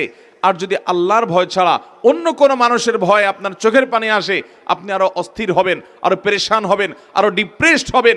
এজন্য আল্লাহর ভয় দ্বারায় অন্তরকে যদি পরিপূর্ণ করতে পারেন কেউ, তাহলে তার দ্বারা কোনো পাপাচার হবে না, অন্যায় হবে না, অবিচার হবে না, তার অন্তরটা সজীব থাকবে, সতেজ থাকবে, তাজা থাকবে, আল্লাহমুখী থাকবে। এই অন্তর সম্পর্কে আল্লাহ বলেছেন, ইয়াউমা লা ইয়ানফাউ মালুন ওয়ালা বানুন ইল্লা মান আতাল্লাহা বিকলবিন সালিম। কিয়ামতের দিন কেউ সম্পদ নিয়ে, কেউ সন্তান নিয়ে, বাড়ি গাড়ি নিয়ে আল্লাহর কাছে হাজির হলে কোনো লাভ হবে যাবে না, তবে যে একটা অন্তর নিয়ে যাবে, যেই অন্তরটা পরিচ্ছন্ন পবিত্র, সেখানে কোনো কলুষ নেই, এই অন্তরটা থেকে আখিরাতে উপকার দিবে। এই জন্য অন্তরে আল্লাহর ভয় জাগানো দরকার। আল্লাহর ভয় অন্তরে কিভাবে আসবে? নাম্বার 1, আপনাকে কোরআন পাঠ করতে হবে। ওয়াইদা তুলিয়াত আলাইহিম আয়াতুহু যাদাতুহুম ঈমানা, আল্লাহর আয়াত তেলাওয়াত করলে অন্তরে ঈমান বৃদ্ধি পায়। এই জন্য ভাইরা, আল্লাহর আয়াত কোরআন বেশি বেশি করে পড়বেন, বুঝে বুঝে পড়বেন। আজ মুসলমানদের বাসা থেকে কোরআন দূর হয়ে গেছে। স্মার্টফোন এবং নেটের নেশা আমাদেরকে মোবাইলগুলো আমাদেরকে কোরআন থেকে দূরে সরিয়ে ফেলেছে। কোরআন যদি আপনি বুঝে বুঝে পড়েন, অর্থ সহকারে, ব্যাখ্যা সহকারে তিলাওয়াত করেন, প্রতিদিন আপনি কোরআনের সাথে সময় কাটান, আপনার অন্তর আল্লাহর ভয়ে বিগলিত হবে। আলাম ইয়ানি লিল্লাযীনা আমানু আন তাখশা কুলুবুহুম লিযিকরিল্লাহ ওয়া মা নাযালা মিনাল হক। আল্লাহর পক্ষ থেকে যে হক এবং সত্য এসেছে, সেটার কারণে আল্লাহর ভয়ে অন্তরটা বিগলিত হওয়ার সময় কি এখনো আসে নাই ভাই? এই মোবাইল আর কতকাল ফেসবুক, ইউটিউব, টিকটক এবং এই সমস্ত জিনিসের মধ্যে আপনি বুঁদ হয়ে থাকবেন? ভাইরা আমার, জীবন গলে যাচ্ছে বরফের মতো করে, কতকাল হারিয়ে থাকবেন এগুলোর মধ্যে? আসুন আল্লাহর ভয়ে ভীত করি নিজেকে, আল্লাহর ভয়ে নিজেকে অন্তরকে বিগলিত করি। সেজন্য কোরআন বুঝে বুঝে পড়বো তো ইনশাআল্লাহ। কোরআন বুঝে বুঝে পড়বেন, কোরআন পড়লে আল্লাহর ভয় অন্তরে জাগ্রত হবে। দ্বিতীয়ত, আল্লাহর নেককার এবং আল্লাহ ভীরু মানুষগুলোর সান্নিধ্যে থাকবেন। পৃথিবীর সব জায়গাতেই কম বেশি পাবেন। আপনি আপনার গ্রামে খোঁজ করেন, কিছু ভালো মানুষ পাবেন, তাহাজ্জুদের নামাজ পড়ে, কারোর কোনো ক্ষতি করে না, পারলে মানুষ উপকার করে, কোনো পাপাচার করে না, কোনো গুনাহ করে না, কোনো গালমন্দ করে না, এবং নিজে ভালো থাকার চেষ্টা করে। এরকম ভালো মানুষগুলোর সাথে মিশবেন, বন্ধুতা করবেন, তাদের সান্নিধ্যে বসবেন। আল্লাহ বলেছেন, ইয়া আইয়ুহাল্লাযীনা আমানুত্তাকুল্লাহ, ঈমানদাররা মুত্তাকি হও। কিভাবে হবে? ওয়াকুনু মা'আস সাদিকিন, সৎকর্মশীল মানুষদের সাথে থাকো। এই জন্য আপনি যখন নেককার মানুষদের সাথে থাকবেন, আল্লাহ ভীরু মানুষদের সাথে থাকবেন, আপনার অন্তরে আল্লাহর ভয় পয়দা হবে। তৃতীয়ত, আপনি যখন এমন কোনো বিষয়ের নেশা ছেড়ে দিবেন যে বিষয়টি আপনাকে আল্লাহ থেকে দূরে সরায়। আমি প্রায়শই বলার চেষ্টা করি, স্মার্টফোন, যে কোনো অ্যান্ড্রয়েড হোক, আইফোন হোক, এই সমস্ত স্মার্টফোন, ট্যাব, কম্পিউটার ইত্যাদি, এগুলো ফেসবুক, ইউটিউব ইত্যাদি, এগুলোর নেশা বেশিরভাগ মানুষকে আজ আল্লাহ থেকে দূরে সরিয়ে দিচ্ছে। এগুলোর ব্যবহার অনেকে ইসলামের নামে করছেন, কিন্তু সেগুলো এমনভাবে অনিয়ন্ত্রিতভাবে ব্যবহার করছেন যে আমাদের নামাজে মনোযোগ নাই কেন? Mobile phone. আমাদের কোনো কথা মনে থাকে না কেন? Mobile phone. আমরা ইবাদতের স্বাদ পাই না কেন? স্বাদ না পাওয়ার কারণ মোবাইল ফোনের এডিকশন। এই আসক্তি আমাদের শেষ করে দিচ্ছে। এটাকে নিয়ন্ত্রণ করতে হবে, লিমিটেড সময় ব্যবহার করতে হবে। কল আসলে ধরবেন, কল করা লাগলে করবেন। এছাড়া ফেসবুক ইত্যাদি টিপাটিপির জন্য নির্দিষ্ট সময় রাখবেন, এই সময়ের বাইরে আমি টিপাটিপি করব না। এরকম যদি আপনি নিজেকে নিয়ন্ত্রণ করতে পারেন, আল্লাহর ভয় দ্বারা আপনার অন্তরকে আপনি সমৃদ্ধ করতে পারবেন, বিগলিত করতে পারবেন। আর যদি এই সমস্ত নানামুখী দুনিয়া আর দুনিয়ার নানামুখী আয়োজন, চাকচিক্যের পিছনে নিজেকে এঙ্গেজ করে রাখেন, অন্তর কখনো আল্লাহ রাব্বুল আলামিনের ভয়ে বিগলিত হবে না। অতএব এই মোবাইল ফোনের আসক্তি থেকে বাঁচার জন্য সংগ্রাম করবো তো ইনশাআল্লাহ। এর জন্য সংগ্রাম করতে হবে রীতিমতো। নিজের বিরুদ্ধে নিজে অপারেশন করার ডিসিশন নিতে হবে যে আমি আমার চরিত্রকে বাঁচাবার জন্য, আল্লাহ ভীরুতা, তাকওয়া ঢুকানোর জন্য, আমি মোবাইল ফোনের আসক্তি থেকে বাঁচার জন্য প্রতিজ্ঞা করব। এটাকে নিয়ন্ত্রিত ব্যবহার করবেন। আসর টু মাগরিব, 1 ঘন্টা সকাল, 1 ঘন্টা বিকাল, আপনি মন ভরে আপনি মোবাইল টিপাটিপি করেন। কিন্তু সারাদিন যখন খুশি তখন, শুইতে শুইতে, ঘুমাইতে ঘুমাইতে, টয়লেট থেকে বাইর হইতে, রাস্তায় হাঁটতে, বহু যুবক রাস্তা দেখা যায় 2 হাতে মোবাইল টিপতে টিপতে এমনভাবে হাঁটে যে সামনে কি পিলার আছে না গাড়ি আছে। প্রায় আমরা পত্রিকা খুললে দেখি যে মোবাইল টিপতে টিপতে অথবা কানে হেডফোন দিয়ে গান শুনতে শুনতে রেল লাইন পার হতে গিয়ে রেলের নিচে কাটা পড়ে শেষ হয়ে গেছে। প্রায় পত্রিকা দেখা যায়। ভাইরা আমার, দুনিয়া এবং আখেরাত দুইটা ধ্বংস করে দিচ্ছে স্মার্টফোন। অতএব মোবাইলের ব্যবহার নিয়ন্ত্রণ করলে আল্লাহর ভয় দ্বারা অন্তরকে বিগলিত করা যাবে। আল্লাহ তাআলা আমাদের সবাইকে আল্লাহর ভয়ের এই দৌলতটি দান করুন, বলুন আমিন। কয়েকদিন ধরে বাংলাদেশ ভারত সীমান্তে বিজিবি বিএসএফ উত্তেজনা চলছে। সীমান্ত রক্ষার্থে যদি বাংলাদেশি সেনা মারা যান, তাহলে তারা বিশেষ কোনো ফজিলত পাবেন কিনা? খুবই গুরুত্বপূর্ণ প্রশ্ন। যে কোনো মুসলিম প্রধান দেশের ভূখণ্ড, সেখানে মুসলমানরা বসবাস করেন, তাদের নিরাপত্তা এবং তাদের ইবাদত বন্দিগির নিরাপত্তা, ইসলামের নিরাপত্তা, মুসলমানদের নিরাপত্তা, এটিকে মাথায় রেখে কেউ যদি আল্লাহকে সন্তুষ্ট করবার জন্য মুসলিম প্রধান দেশের ভূখণ্ডকে পাহারাদারি করেন, তিনি সীমান্ত পাহারার কাজে নিয়োজিত থাকেন, তাহলে সেক্ষেত্রে এটি তার ইবাদত হিসাবে গণ্য হবে ইনশাআল্লাহ তাআলা। কিন্তু উদ্দেশ্য হতে হবে আল্লাহ সুবহানাহু ওয়া তাআলার সন্তুষ্টি। চাকরি করেও আল্লাহ সন্তুষ্টি আশা করা যায় যে আমি এই সেক্টরে চাকরি করছি একটি বিশেষ ফজিলত লাভের আশায়, আল্লাহ তাআলার সন্তুষ্টি লাভের আশায়, তাহলে সেই চাকুরিটিও আপনার নেকামল হিসেবে গণ্য হতে পারে। অতএব আমাদের যে সমস্ত বিজিবির ভাইরা আছেন, তারা যদি সীমান্তে প্রহরা দিয়ে মুসলিমদের নিশ্চিন্তে ঘুমের ব্যবস্থা করা, তাদের নিরাপদে থাকার ব্যবস্থা করা, তাদের ভূখণ্ডকে প্রহরা দেওয়ার ব্যবস্থা করা, এটা যদি তাদের উদ্দেশ্য থাকে এবং আল্লাহ তাআলাকে এর মাধ্যমে সন্তুষ্ট করতে চান, আল্লাহর কাছ থেকে সওয়াব পেতে চান, ইহতিসাবুল আজর মিনাল্লাহ বা আল্লাহর কাছ থেকে সওয়াব পাওয়ার আশা যদি থাকে, তাহলে সেক্ষেত্রে তার এই কাজটা এটা ইবাদত হিসাবে গণ্য হবে। এবং ইবাদত হিসাবে গণ্য হওয়ার কারণে এর মাধ্যমে তিনি আল্লাহ সুবহানাহু ওয়া তাআলার কাছ থেকে আজর পাবেন। যেমন একটি হাদিস রয়েছে, নবী সাল্লাল্লাহু আলাইহি ওয়াসাল্লাম বলেছেন যে মুসলমানদের ভূখণ্ড এর নিরাপত্তা বা মুসলমানদের ভূখণ্ডের পাহারাদারি যদি কেউ করেন রাত জেগে, তাহলে সেটা দুনিয়া এবং দুনিয়ার মধ্যে যত কিছু আছে এর চাইতে উত্তম হবে। অন্য হাদিসে রয়েছে যে মাস জুড়ে রোজা রাখা এবং রাত জেগে ইবাদত করলে যে পরিমাণ সওয়াব পাওয়া যাবে, মুসলমানদের ভূখণ্ড পাহারাদারি করলে তার চেয়ে বেশি সওয়াব পাওয়া যাবে। এভাবে বিভিন্ন রকমের ফজিলতের কথা বর্ণিত হয়েছে যারা মুসলমানদের প্রহরার কাজে নিয়োজিত থাকেন তাদের জন্য। সো সীমান্তে যারা বিজিবি হিসেবে দায়িত্ব পালন করছেন, তারা যদি মুসলমান হয়ে থাকেন, আল্লাহর কাছ থেকে সওয়াবের আশা রাখেন এবং উদ্দেশ্য তাদের এটা থাকে যে তারা মুসলমানদের ভূখণ্ড পাহারাদারি করছে, আল্লাহর কাছে সওয়াব পাবেন তারা, এবং পাশাপাশি অন্যান্য গুনাহের কাজ যদি তারা সাধারণত না করেন, অর্থাৎ সেখানে দায়িত্ব পালন করতে গিয়ে আবার কোনো হারামে লিপ্ত না হন, আশা করা যায় তারা আল্লাহ সুবহানাহু ওয়া তাআলার কাছে সেজন্য আজর এবং বিনিময় লাভ করবেন। এবং এই দায়িত্ব পালন করতে গিয়ে তারা যদি মারা যান, ইনশাআল্লাহ তারা শাহাদাতের মর্যাদা সিদ্ধি লাভ করবেন। আল্লাহ তাআলা আমাদের বিজিবির ভাইদেরকে, আমাদের বর্ডারে যারা পাহারাদারি করছেন, আমাদের সীমান্ত যারা রক্ষা করার জন্য কাজ করছেন, আল্লাহ রাব্বুল আলামিন তাদেরকে হেফাজতে রাখুন, নিরাপদে রাখুন এবং তাদের ঈমান এবং আমলকে আল্লাহ তাআলা সংরক্ষণ করার তৌফিক দান করুন। ফারজানা ইসলাম আপনি লিখেছেন, সন্তান যদি মাকে কিছু গয়না কিনে দেয় উপহার হিসেবে, মা মারা যাওয়ার পর সেগুলো ওই সন্তানটা নিতে পারবে কিনা?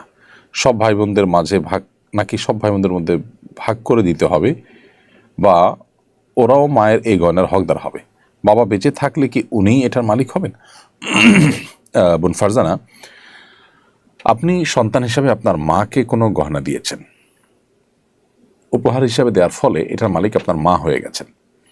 আপনার মা গহনার মালিক হয়ে যাওয়ার পর, তার মৃত্যুর পর এটি তার অন্য 10টি পরিত্যক্ত সম্পদের তালিকায় অন্তর্ভুক্ত হয়ে যাবে। সো তার মৃত্যুর পর আপনার বাবার একটা অংশ সেখানে থাকবে, আপনি অ্যাজ এ সন্তান আপনার একটা অংশ থাকবে, আপনার অন্যান্য ভাই বোন থাকলে তাদেরও অংশ থাকবে। অর্থাৎ আপনি সেখান থেকে একজন ওয়ারিস হিসাবে আপনার মার নিজস্ব কোনো জমি থাকলে, অর্থকড়ি থাকলে সেখান থেকে যেরকম একটা ভাগ পেতেন, এই গহনা যেটা আপনি তাকে গিফট হিসেবে দিয়েছেন, এখান থেকেও একটা ভাগ আপনি পাবেন একজন ওয়ারিস হিসেবে। অতএব এটা পুরোটুকু আপনার বাবাকে দিতে হবে সেটাও ঠিক না, আবার পুরোটুকু আপনি ব্যাক করবেন সেটাও ঠিক না, কারণ আপনি তাকে গিফট করেছেন। আর যদি আপনি মাকে ব্যবহার করবার জন্য দিয়েছেন, জাস্ট ইউজের জন্য দিয়েছেন, ধারের মতো দিয়েছেন, তাহলে সেক্ষেত্রে আপনি এটার যে তার মৃত্যুর পর এটা ব্যাক করে নেওয়া বা আপনার ফেরত নেওয়া, সে সুযোগ আপনার আছে, কারণ আপনি তাকে মালিক বানিয়ে দেননি, জাস্ট তার কাছে রেখেছেন বা তাকে ব্যবহার করতে দিয়েছেন। আর যদি তাকে গিফট হিসেবে দিয়ে থাকেন, মালিক বানিয়ে দিয়ে থাকেন উপর হিসাবে, তাহলে সেক্ষেত্রে যেটি বলেছি সেই বিধান প্রযোজ্য এবং আপনি তার একটা অংশ পাবেন। এরপর প্রশ্ন হল, আমি হোটেলে কাজ করি, শুনেছি মালিক হোটেল বড় করার জন্য লোন নেবেন, এই জন্য কি আমার ইনকাম হারাম হয়ে যাবে? এই প্রশ্নটি আর অনেক ভাই বোনদের। আপনি কোনো প্রতিষ্ঠানে চাকরি করছেন, যে প্রতিষ্ঠানের মালিক পক্ষ সুদি লোন নিয়েছেন ব্যবসার সম্প্রসারণ করবার জন্য, ওই প্রতিষ্ঠানে আপনি যদি চাকরি করেন আর আপনার চাকরির বেসিক কাজ বা ডিউটিটা কোনো হারাম কাজে সহযোগিতা না হয়, তাহলে সেক্ষেত্রে আপনার সে চাকরি হারাম হয়ে যাবে না। কোম্পানি সুদি লোন নিয়েছে, এর কারণে আপনার উপার্জন বা উপার্জিত অর্থ, আপনার বেতন, সেটি হারাম হয়ে যাবে না। কারণ আপনি যে টাকাটা বৈধ কোনো কাজ করে পরিশ্রম করে পারিশ্রমিক হিসাবে গ্রহণ করেছেন, সেই টাকাটাই যে সুদি যে লোন নিয়েছেন হুবহু ওই সুদি লোনের টাকা বা সুদের টাকা, এটা আপনি নিশ্চিত নন। কারণ কোম্পানির আরও টাকা আছে, সেটা হয়ে গেছে মিশ্রিত টাকার মতো। আপনি এরকম কোম্পানি যারা সুদ নির্ভর কাজ করে থাকেন বা সুদি লোন নিয়ে বৈধ বা সাধারণ ব্যবসা পরিচালনা করে থাকেন, এরকম কোম্পানিকে অ্যাভয়েড করে অন্য কোনো কোম্পানি যেতে পারলে ভালো হয় সন্দেহাতীতভাবে, কিন্তু আপনার এই উপার্জন হারাম হয়ে যাবে না। অর্থাৎ এর কারণে আপনার কোম্পানি চেঞ্জ করাটা আপনার জন্য আবশ্যক হয়ে যাবে না, বিকজ কোম্পানি তার পুঁজির একটা অংশ সুদি লোন থেকে নিয়েছে, আপনাকে যে বেতন দিয়েছে হুবহু সেখান থেকেই দিয়েছে, নট নেসেসারি তাদের নিজস্ব টাকা আছে, অল্প হোক বেশি হোক, এবং সেটা তারা রুলিং করছেন, এবং আপনার ডিউটিটা বেসিক্যালি হালাল। সো এটার উপর ভিত্তি করে, সন্দেহের উপর ভিত্তি করেই শুধুমাত্র আপনার টোটাল উপার্জন হারাম হয়ে যাবে না। অতএব কোম্পানি সুদি কারবার করাতেই আপনি সেখানে চাকরি করলে হারাম হয়ে যাবে, ব্যাপারটি এতটা সহজে সমীকরণ করবার মতো নয়। সরকার আইএমএফ এর প্রেসক্রিপশন অনুযায়ী বিভিন্ন পণ্য নতুন করে আরও ভ্যাট আরোপ করতে যাচ্ছে বলে খবরে প্রকাশ। এটা জনগণের জীবনযাত্রার উপরে বেশ প্রভাব ফেলবে বলে অনেকে মনে করেন। গুরুত্বপূর্ণ নাগরিক হিসাবে সরকার কোনো পরামর্শ দিবেন কিনা, গুরুত্বপূর্ণ নাগরিক কিনা জানি না, তবে এটা বলবো যে আমাদের যে সমস্ত প্রতিষ্ঠানগুলো লোন দিয়ে থাকে, নানা সময় আমাদেরকে আর্থিক সহায়তা দিয়ে থাকে, তারা নানা রকম বুদ্ধি পরামর্শ দিয়ে থাকে। এইসব পরামর্শের সবগুলোই যে আমাদের জন্য খারাপ আমি তা বলছি না, তবে অনেকগুলোই আমাদের জন্য আসলে ভালো নয়। দেশে বিশেষ করেই বর্তমানে যে চলমান অচলাবস্থা চলছে, অনেকটা দীর্ঘদিন পর্যন্ত মানুষ আর্থিক কষ্টে ভুগছে, বাজার নিয়ন্ত্রণ করা কঠিন হচ্ছে নানা কারণে। এর মধ্যে যদি আবার বিভিন্ন পণ্যের উপরে ভ্যাট বেড়ে যায়, তাহলে সেক্ষেত্রে সেটা মানুষের জন্য কষ্টের কারণ হবে। যদিও অর্থ উপদেষ্টা কিংবা গভর্নর মহোদয় দুজনে কোনো একজনের বক্তব্য আমি শুনেছি যে তারা বলেছেন যে এখানে আসলে মানুষের জীবন জীবিকা বেঁচে থাকা নির্ভর করে যেসব পণ্যের উপরে, সেগুলোর উপর ভ্যাট আরোপ করা হয়নি, কিন্তু মূলত অন্য জায়গায় ভ্যাট আরোপ করলেও তার প্রভাব জীবন জীবিকার উপরে পড়ে। যার কারণে এই ব্যাপারটাতে সরকার, আমার মনে হচ্ছে যে আইএমএফ এর প্রেসক্রিপশন অনুযায়ী কাজ করা উচিত নয়, বরং আইএমএফ এর সাথে দরবার করা উচিত। একটা রাষ্ট্রের যদি অপচয় রোধ করা যায়, অপচয়টা যদি আমাদের দেশে আমরা বন্ধ করতে পারি, সরকারের টাকার যেভাবে সেভাবে খরচ করার যে একটা আপনার টেন্ডেন্সি আছে, সেটা যদি বন্ধ করা যায়, তাহলে আমার মনে হয় যে আমাদের দেশে অনেক আর্থিক অনটনের জায়গাগুলো ঘুষে যাবে এবং আমাদের প্রচুর পরিমাণ অর্থ এখানে বেঁচে যাবে, এবং এই ভ্যাট ইত্যাদি বাড়াবার প্রয়োজন সেক্ষেত্রে হবে না। আমার মনে হয় সেদিকে বরং নতুন সরকার বা নতুন পরিস্থিতিতে তারা মনোযোগ দেওয়া উচিত। শাকিল আহমেদ খান আপনি লিখেছেন, আমার সামনে পরীক্ষা, এমন কোনো আমল আছে কি না পরীক্ষার আগে যা করলে আল্লাহর রহমতে পরীক্ষা ভালোভাবে দিতে পারবো? ভাই শাকিল, পরীক্ষার আগ মুহূর্তে স্পেশাল কোনো আমল এর কথা আমি বলতে পারবো না যেটা পড়লে পরীক্ষা বা যেটা করলে পরীক্ষা ভালো হবে বলে কোরআন হাদিসে বলা হয়েছে। তবে আপনি অ্যাজ এ মুসলমান পরীক্ষার আগে আল্লাহ সুবহানাহু ওয়া তাআলার কাছে অন্য 10টা ক্রাইসিস মোমেন্টে বা আল্লাহ সুবহানাহু ওয়া তাআলার কাছে আপনার বিশেষ পরিস্থিতিতে যেরকম আমাকে দোয়া করেন, এক্ষেত্রে দোয়া করবেন, আল্লাহ আপনি আমার পরীক্ষাকে সহজ করে দিন, আমার পরীক্ষাকে আপনি আসান করে দিন, আপনি আল্লাহর কাছে দোয়া করবেন। সেই সাথে আপনার পড়াশোনা, আপনার প্রচেষ্টা যেটি পরীক্ষা ভালো ফলাফল করবার জন্য, সেটি আপনি যথাযথভাবে অব্যাহত রাখবেন। আমি নামাজের ইমামতি করেছি, নামাজ শেষে মুসল্লিগণ চলে যাওয়ার পর দেখলাম নামাজের মধ্যেই আমার ওযু ভেঙে গিয়েছে। মুসল্লিগণ সবাই চলে যাওয়ার ফলে আমি একাকী নামাজ আদায় করেছি। মুসল্লিদের পক্ষ থেকে আমি কিভাবে নামাজ আদায় করতে পারি? এই সমস্যাটি আমার ভিন্ন ভিন্ন সময় একাধিকবার হয়েছে। এরূপ নামাজের হুকুম কি?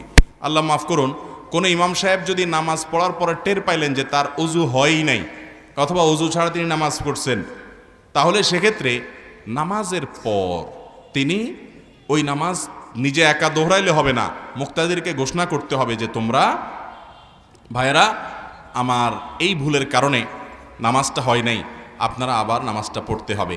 মুসল্লিদেরকে বলে দিবে, তারা যার যার মতো কাজা করে নেবে। মুশকিল হলো এই রকম মুসল্লিদেরকে বলার মতো সৎ সাহসওয়ালা ইমামের সংখ্যা খুবই, কিন্তু ঠিক আসতে বলেন, কারণ ইমাম সাহেবের দোষ যতটা, তার চাইতে বেশি দোষ আমাদেরও আছে, ঠিক না ঠিক? কারণ হলো ইমাম সাহেব বেচারা বলতে পারে না। কেন? কারণ বললেই আপনারা বলবেন হায় হায়, তাহলে তো এই হুজুর রাখা যাবে না, এই হুজুর আমাদের নামাজ আবার পড়াইছে। অথচ এরকম ভুল মানুষের দ্বারা হতে পারে কি পারে না? আমাদের দেশে মানুষ হুজুরদেরকে মনে করে এই লোকগুলো হলো ফেরেশতা, এদের দ্বারা কোনো ভুল ত্রুটি হতে পারে না। ওনাদের কাছে আশা করে সব আকাশ কুসুম আশা, ঠিক না ঠিক? হুজুরদের ভুল হতে পারে কি পারে না? অতএব ইমাম সাহেবদের ভুল হলেই মাজায় গামছা বেঁধে লেগে যাওয়া, এটা হলো অজ্ঞানতা, এটা হলো মূর্খতা, এটা করা যাবে। আল্লাহ আমাদেরকে বোঝার তৌফিক দান করুন। ইমাম সাহেবদের ভুল হলে ওইটাকে স্বাভাবিকভাবে নিতে হবে, ওনারা মানুষ। আমি তো মক্কাতে হারামে একবার মনে আছে, মসজিদুল হারাম মক্কাতে আপনার এক ইমাম সাহেবের পিছনে নামাজ পড়ার সময় খেয়াল করছি হারামে থাকতেই যে উনি একটা কেরাতের এক জায়গায় ভুল হয়ে গেছে, ওই জায়গায় উনি 3-4বার রিপিট করতেছে, কিন্তু উনি ধরতে পারতেছে না কেরাতটা। পেছন থেকে লোকমা দিচ্ছে, সেটাও তিনি ধরতে পারছেন না। 3-4বারের পরে যায়া উনি লোকমাটা ধরতে পারছেন, তারপর তিনি সালাত কন্টিনিউ করছেন। আমার দেশে হলে মানুষ বলতো এই লোকরে হারামের ইমাম বানাইছে, অথচ মানুষ হিসাবে ভুল হতে পারে কি পারে না? আরে স্বয়ং নবী করিম সাল্লাল্লাহু আলাইহি সাল্লাম একবার তিনি নামাজের রাকাত সংখ্যা ইমামতি করতে গিয়ে তার ভুল হয়ে গেছে। নামাজ শেষে সাহাবীরা বলছেন, ইয়া রাসূলুল্লাহ আকুসিরাতিস সালাতু আম নাসিতা, নামাজ কি আল্লাহ কমায় দিয়েছে না আপনি ভুলে গেছেন? সাহাবীরা প্রশ্ন করতেছেন। তার নবী করিম সাল্লাল্লাহু আলাইহি সাল্লাম নবী, তার কাছে আল্লাহ ওহী পাঠান, আল্লাহ তো ওহী পাঠায় তাকে সাথে সাথে কারেকশন করতে পারতেন, তা না করায়া এই যে নবী সাল্লাল্লাহু আলাইহি সাল্লামেরও রাকাত সংখ্যা ভুল হয়ে গেছে। এখান থেকে বোঝা যায় ইমাম সাহেবের ভুল হতে পারে কি পারে না? ইমাম সাহেবদের তাদেরও সৎসাহস থাকতে হবে, মুসল্লিরা যা মনে করে করুক, মানুষের নামাজের ব্যাপার ঘোষণা দিয়ে দিতে হবে, ভাই আমার অমুক ওয়াক্ত নামাজে অজু ছিল না, ভুলে আমি নামাজ পড়ে ফেলছি, আপনার নামাজটা আবার দৌড়ায় ফেলান। সবাইকে বলে দিতে হবে, চাকরি জাকাত থাক, আর মুসল্লিরাও সহ্য করার মতো ক্ষমতা থাকতে আল্লাহ আমাদেরকে বোঝার তৌফিক দান করুন। এরপরে প্রশ্ন হলো, আমার ছেলে নামাজ কাজা করে এশা আর ফজর, মায়ের কথা শুনতে চায় না, রাগ বেশি দেখায়, বয়স 14, আপনার ওয়াজ নিয়মিত শোনে, আমার ইজ্জত ডুবাইছে ছেলে, আজও এখানে উপস্থিত আছে, হায় হায় আরো ইজ্জত ডুবাইছে। আমার অনুরোধ, আপনি দোয়া করে দিলে ও শুনবে, তাই আপনি আমার ছেলেকে কিছু ভালো উপদেশ দিন। ছেলের নাম আদিল। এ আদিল বাবাজি, তুমি আছো এখানে? এভাবে খুঁজে পাওয়া যাবে না। এই আদিল বাবাজিটা যদি আমার কাছে তাকে আনা যায়, আমি ইনশাল্লাহ এই ছেলের সাথে ব্যক্তিগতভাবে সময় দিব। শেখ আব্দুল আলম সাইফুল্লাহ ভাইকে অনুরোধ করব, উনিও সময় দিবেন ইনশাআল্লাহ। আমাদের দুজনের প্রচেষ্টা যদি আদিল তার মায়ের স্বপ্নের সন্তান হতে পারে, তাহলে এটা আমাদের জন্য অনেক আনন্দের বিষয় হবে ইনশাআল্লাহ। আমরা দোয়া করি সবাই। এই মা প্রশ্ন করেছেন, তার প্রশ্ন পর্যন্ত আসছে, আল্লাহ রাব্বুল আলামিন তার সন্তানকে তার চক্ষু শীতলকারী সন্তান হওয়ার তৌফিক দান করুন। ভাইরা আমার, বিশেষ করে যারা কিশোর বয়সে আছেন, এই যে 13, 14, 15, এই বয়সটা বড় ডেঞ্জারাস বয়স ভাই, পাগলামির বয়স, আল জুনুন ফুনুন, এই বয়সটা খুবই ডেঞ্জারাস। এই বয়সে মানুষ পাগলামি করে। ভাইরে বাবারে, এই সময়টাতে মা বাবাকে মনে হয় যে সবচেয়ে বড় দুশ্মন, কারণ রাত্রে একটু বাসায় দেরি করে আসবো, দোস্তদের সাথে আড্ডা মারবো, এই মা শুধু can can pan pan pan pan করে। একটু মন মতো একটু আড্ডা ফাড্ডা মারবো, ঘুরতে যাব, এই মা বাপ শুধু বাধা দেয়, একটু অমুক কাজটা করব সেটা করতে দেয় না, সব কাজে শুধু বাধা দেয়, মনে হয় লোকগুলাই শত্রু। বাবারে, একটা সময় চোখ খুলে যাবে আর মনে হবে এই পৃথিবীতে সৃষ্টি জগতে আল্লাহ এবং তার রাসূলের পরে আপন বলতে যদি কেউ থাকে তো মা বাবার চাইতে আর কেউ। আমরা অনেকে বাবা মাকে হারিয়েছি, আমি আমার বাবাকে হারিয়েছি। যারা হারিয়েছে তারা বুঝে কি বটগাছ হারিয়েছে। এজন্য কিশোর বয়সে যারা আছো, তোমাদের কাছে আমার অনুরোধ, তোমার ভালো লাগুক আর না লাগুক, বাবা মার কথা শুনবে। আর খবরদার, বাবা মার সাথে কখনো তর্ক করতে যাবে না, বেয়াদবি করতে যাবে না, ধমক দিতে যাবে না। এটা খুব ভয়াবহ একটা ব্যাপার। আল্লাহ রাব্বুল আলামিন এটা কোনোভাবে সহ্য করেন না। এটার জন্য তোমাকে প্রায়শ্চিত্ত করতে হবে, কারণ তুমি এক সময় বাবা হবে, তখন বুঝবে সন্তান কথা না শুনলে, বেয়াদবি করলে কত কষ্ট লাগে। আর 5 ওয়াক্ত ফরজ নামাজ আল্লাহ তাআলা আমাদের জন্য আবশ্যক করে দিয়েছেন। 5 ওয়াক্ত ফরজ নামাজ যে নিয়মিত পড়বে, তার চেয়ে স্মার্ট মানুষ আর কেউ হতে পারে, কারণ সে টাইম মেনটেন করে, সে ভোর রাতে টাইমলি উঠে, টাইমলি মসজিদে যায়। এর চাইতে সময় সচেতন, এর চাইতে কর্মচঞ্চল, এর চাইতে উদ্যমী, এর চাইতে স্মার্ট মানুষ আরেকজন হতে পারে না 5 ওয়াক্ত নামাজি যতটা স্মার্ট। ঠিক না বে ঠিক? কারণ 5 ওয়াক্ত নামাজ পড়া মানুষ দেখেন 5 বার সে উজু করে, পরিচ্ছন্ন হয়। এত ঘন ঘন পরিচ্ছন্ন অনেক সাহেব, যাদেরকে আমরা সাহেব মনে করি, নামাজ কালাম পড়ে না। নামাজ কালাম না পড়া সাহেব যারা আছে, তারাও এতটা পরিচ্ছন্ন থাকতে পারে না একজন নামাজি যতটা পরিচ্ছন্ন থাকে। ঠিক না বেঠিক? 5 বার একজন পুরুষ মানুষ জামাতের সাথে যাবে, জামাতের সাথে মসজিদে যাবে, টাইমলি নামাজে হাজির হবে। এত স্মার্টনেস, এত সময় সচেতন। এবং আর্মিদের ট্রেনিংয়েও তো প্রতিদিন সারা জীবন ধরে একেবারে ভোর 5টা 30 মিনিটে, 5টা 40 মিনিটে টাইমলি উঠে যাবে, এরকম ট্রেনিং তো আর্মিদেরও নেই। মুসলমানকে আল্লাহ তাআলা সেরকম প্রশিক্ষণ দিয়েছেন যে 5 ওয়াক্ত নামাজে সে জামাতের সাথে পুরুষ হাজির হবে, তার মানে ভোর রাতে সে প্রতিদিন ঘুম থেকে সময়মতো উঠে যাবে। এইরকম গুরুত্বপূর্ণ একটা ইবাদতকে আমরা বোঝা মনে করি, এটা দুর্ভাগ্য আমাদের। আমরা দুর্ভাগা। অতএব এটা করা যাবে না। 5 ওয়াক্ত নামাজ জামাতের সাথে পড়তে। তরুণ এবং কিশোর বয়সের ভাইয়েরা, তোমাদেরকে বলি শুনো, যারা আমাদের বয়সী বা আমাদের চেয়ে আরো সিনিয়র অনেক বাবাজিরা আছেন এখানে, এই লোকগুলোর কাছে গিয়ে একটু কানে কানে কথা বলে একটু জিজ্ঞেস করো তাদের কেমন লাগে। তারা তাদের হারানো যৌবন এবং হারানো তারুণ্যের জন্য এখনো কেঁদে ফিরে।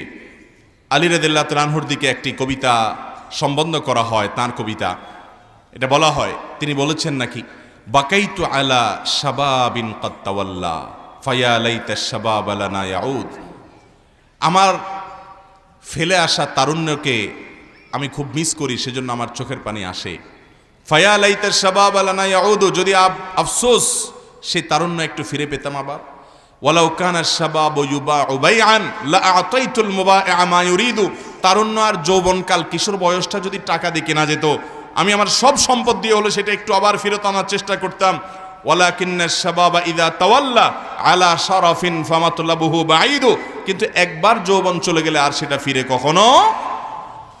অতএব এই বয়সে ইবাদত করার চেষ্টা করবে। অনেকে মাঝ বয়স থেকে ইবাদত ধরছে, তারা আফসোস করে যে আমি তরুণ বয়সে ইবাদত করি নাই। আল্লাহর কাছে সবচেয়ে প্রিয় হলো তারুণ্যের ইবাদত। ডক্টর খন্দকার আব্দুল্লাহ জাহাঙ্গীর রহমাল্লাহ বলতেন, তিনি বলতেন তার কথা যে আমার মতো দাড়ি পাকা বুড়ো তাহাজ্জুদ পড়ে আল্লাহর যতটা নৈকট্য অর্জন করতে পারবো, সন্তুষ্ট অর্জন করতে পারবো, তোমরা তরুণরা, কিশোররা, যুবকরা শুধুমাত্র 5 ওয়াক্ত নামাজ পড়ে তার চাইতে বেশি নৈকট্য অর্জন করতে পারবে। অতএব 5 ওয়াক্ত নামাজ পড়বো তো ইনশাআল্লাহ। তাহলে বাবা আদিল, তোমার প্রতি উপদেশ থাকলো, আল্লাহ তোমাকে তোমার সন্তান, বাবা মার চক্ষু শীতলকারী সন্তান হওয়ার তৌফিক দান করুন। এবং তুমি তওবা করো, মানুষ খারাপ থেকে ভালো হওয়ার জন্য প্রতিজ্ঞা দরকার। আসো, সৎ সাহস করো, জীবনটাকে পরিবর্তন করো। কোনো একটা সময় এসে জীবনের মোড় ঘুরাতে হয়, আসো এখনই ঘুরিয়ে দাও এবং সঠিক পথে আসো। আল্লাহ আমাদের সব কিশোর ভাইদেরকে হেদায়েত দান করুন, সব বয়সের ভাইদেরকে আল্লাহ তাআলা হেদায়েত দান করুন। অস্বাভাবিক শীত পড়ছে, আমার বাবা বয়োবৃদ্ধ মানুষ, এই পরিস্থিতিতে তিনি ওযু না করে তায়াম্মুম করে নামাজ পড়তে পারবেন কি না? খুব বেশি বৃদ্ধ মানুষ হলে তিনি যদি তীব্র শীতে ওযু করতে গেলে তার অঙ্গহানি হওয়া, অঙ্গ অবশ হয়ে যাওয়া কিংবা দুরারোগ্য ব্যাধিতে লিপ্ত হয়ে যাওয়ার মতো আশঙ্কা তৈরি হয়, এবং পানি গরম করে সেই গরম পানি ব্যবহার করার মতো কোনো স্কোপ যদি না থাকে অথবা গিজার ইত্যাদি না থাকে, তাহলে সেক্ষেত্রে তিনি তায়াম্মুম করে নামাজ পড়তে পারবেন। কিন্তু যদি পরিস্থিতিটা এত সিরিয়াস পর্যায়ে না যায়, তাহলে সেক্ষেত্রে তায়াম্মুম করে নামাজ পড়তে পারবেন না। গিজারের ব্যবস্থা করে গিজারের মাধ্যমে তিনি ওযু করতে পারেন, গরম পানি দিয়ে, অথবা অন্য কোনো উপায়ে পানি গরম করে তার মাধ্যমে ওযু করতে পারেন। কিন্তু এই স্কোপগুলো থাকা সত্ত্বেও তিনি তায়াম্মুম যদি করতে চান, তাহলে সেক্ষেত্রে নামাজ হবে না। এরপরে প্রশ্ন হলো, আমি একজন ছাত্র, আমাদের বিশ্ববিদ্যালয়ে অনেক শিক্ষক ক্লাসে দেরি করে প্রবেশ করেন অথবা ক্লাসের সময় শেষ হওয়ার আগেই ক্লাস থেকে বের হয়ে যায়। শরীয়ত কি বলে এ ব্যাপারে? শরঈ দৃষ্টিকোণ থেকে তার এই দেরিতে প্রবেশ করা এবং আগে বের হওয়াটা নাজায়েজ হবে, এবং এটা কাজে ফাঁকি হিসাবে ধর্তব্য হবে তখন যখন এটি যেটুকু সময় পরে ঢোকা বা যেটুকু সময় আগে বের হওয়ার প্রচলন আছে সচরাচর, তার চাইতে অনেক বেশি হয় চোখে পড়ার মতো, এবং যেটা তিনি ইন্টেনশনালি ফাঁকি দেওয়ার নিয়তে ফাঁকি দেওয়ার জন্যই করেন সেটুকু। সাধারণত টিচাররা সর্বোচ্চ কত মিনিটের মধ্যে ক্লাসে ঢুকেন, কত মিনিটের মধ্যে বের হয়ে থাকেন, যদি সেরকম কোনো ওরফ বা প্রচলন থাকে, ওর মধ্যেই তিনি থাকেন, তাহলে তিনি এই কাজটা করে গুনাহগার হবেন না। ধরা যাক যে ক্লাসে আসতে আসতে টিচারদের অ্যাভারেজে 5 মিনিট টাইম লেগে যায়, তাহলে সেক্ষেত্রে এর মধ্যে তিনি আসলে সমস্যা হবে না। কিন্তু তিনি জাস্ট নামকস্তে হাজিরা দেওয়ার জন্য এসেছেন, ফাঁকি দেওয়ার উদ্দেশ্যে তিনি দেরি করে প্রবেশ করেছেন, এরকম পর্যায়ে যদি চলে যায়, তাহলে সেক্ষেত্রে সেটি কিন্তু গুনাহের কারণ হতে পারে। এটি নির্ভর করে একটা ওরফের উপরে, প্রচলনের উপরে। প্রচলন যদি থাকে যা তার চাইতে উনি বেশি করেন এবং এটা জাস্ট ফাঁকিবাজি টেন্ডেন্সি থেকেই করেন, তাহলে সেক্ষেত্রে অবশ্যই তার এই দেরি করে আসাটা গুনাহের কারণ হবে, এবং এই দেরি করে আসার কারণে তার সেই উপার্জন হালাল হবে না। এরপর প্রশ্ন করেছেন মোহাম্মদ রাশিক শাহরিয়ার, আপনি লিখেছেন, জামাতে নামাজ পড়ার সময় তাকবীরে তাহরিমা ছাড়া বাকি তাকবীরগুলো না দিলে নামাজে কোনো সমস্যা হবে কিনা? তাকবীরে তাহরিমা যেটা, এটি তো আবশ্যক। প্রথম তাকবীর যেটা আল্লাহু আকবার বলে নামাজ শুরু করি আমরা, সেটি। এর বাইরে বাকি যে তাকবীরগুলো আছে, উঠা বসার তাকবীর, রুকুতে যাওয়ার সেজদা যাওয়ার, সেজদা থেকে উঠার, এই যে পরবর্তী তাকবীরগুলো আছে, এই তাকবীরগুলো পাঠ করা ফরজ বা ওয়াজিব নয়, যার কারণে এগুলোর কোনোটা যদি ছুটে যায় তাতে নামাজ হয়ে যাবে। ইচ্ছাকৃতভাবে ছাড়লে তো নামাজের কোয়ালিটিতে ত্রুটি হলো, কিন্তু অনিচ্ছাকৃতভাবে ছাড়লে ইনশাআল্লাহ বিদিনা নামাজ হয়ে যাবে। এরপরে প্রশ্ন হলো, আমার অফিসে ইংরেজি নববর্ষ উপলক্ষে কেক কাটা হয়েছে এবং কিছু উপহার দেওয়া হয়েছে, আমাদের জন্য কেক এবং উপহার গ্রহণ করা কি জায়েজ হয়েছে? এর উত্তর হলো যে নববর্ষ উদযাপন এটি বিজাতীয় কালচার। অগ্নিপূজকদের থেকে এই কালচারটি শুরু হলেও এখন সেটিকে ধারণ করছে খ্রিস্টানরা। নানা কুসংস্কারাচ্ছন্ন বিশ্বাস থেকেই মূলত কালচারের শুরু। বছরের প্রথম মুহূর্তকে ভালোভাবে কাটালে সারা বছর ভালো থাকা যাবে, এই শিরপূর্ণ বিশ্বাস এটি মূলত অগ্নিপূজকদেরকে এই নববর্ষ উদযাপনে তাদেরকে অনুপ্রাণিত করত।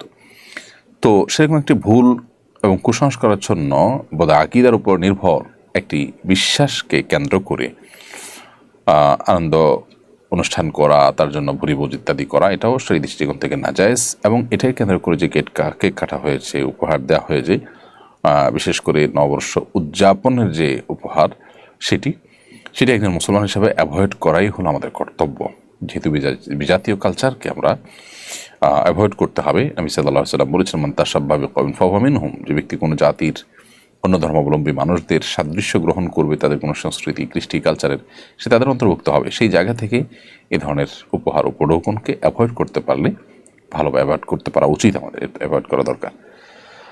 তারপরও যদি নববর্ষ উপলক্ষে, জাস্ট নববর্ষ উপলক্ষে অনেক উপহার উপঢৌকন দেওয়া হয়, সেটা নববর্ষের প্রথম প্রহরের উদযাপন ঠিক নয়, যেটা অগ্নিপূজকরা করে।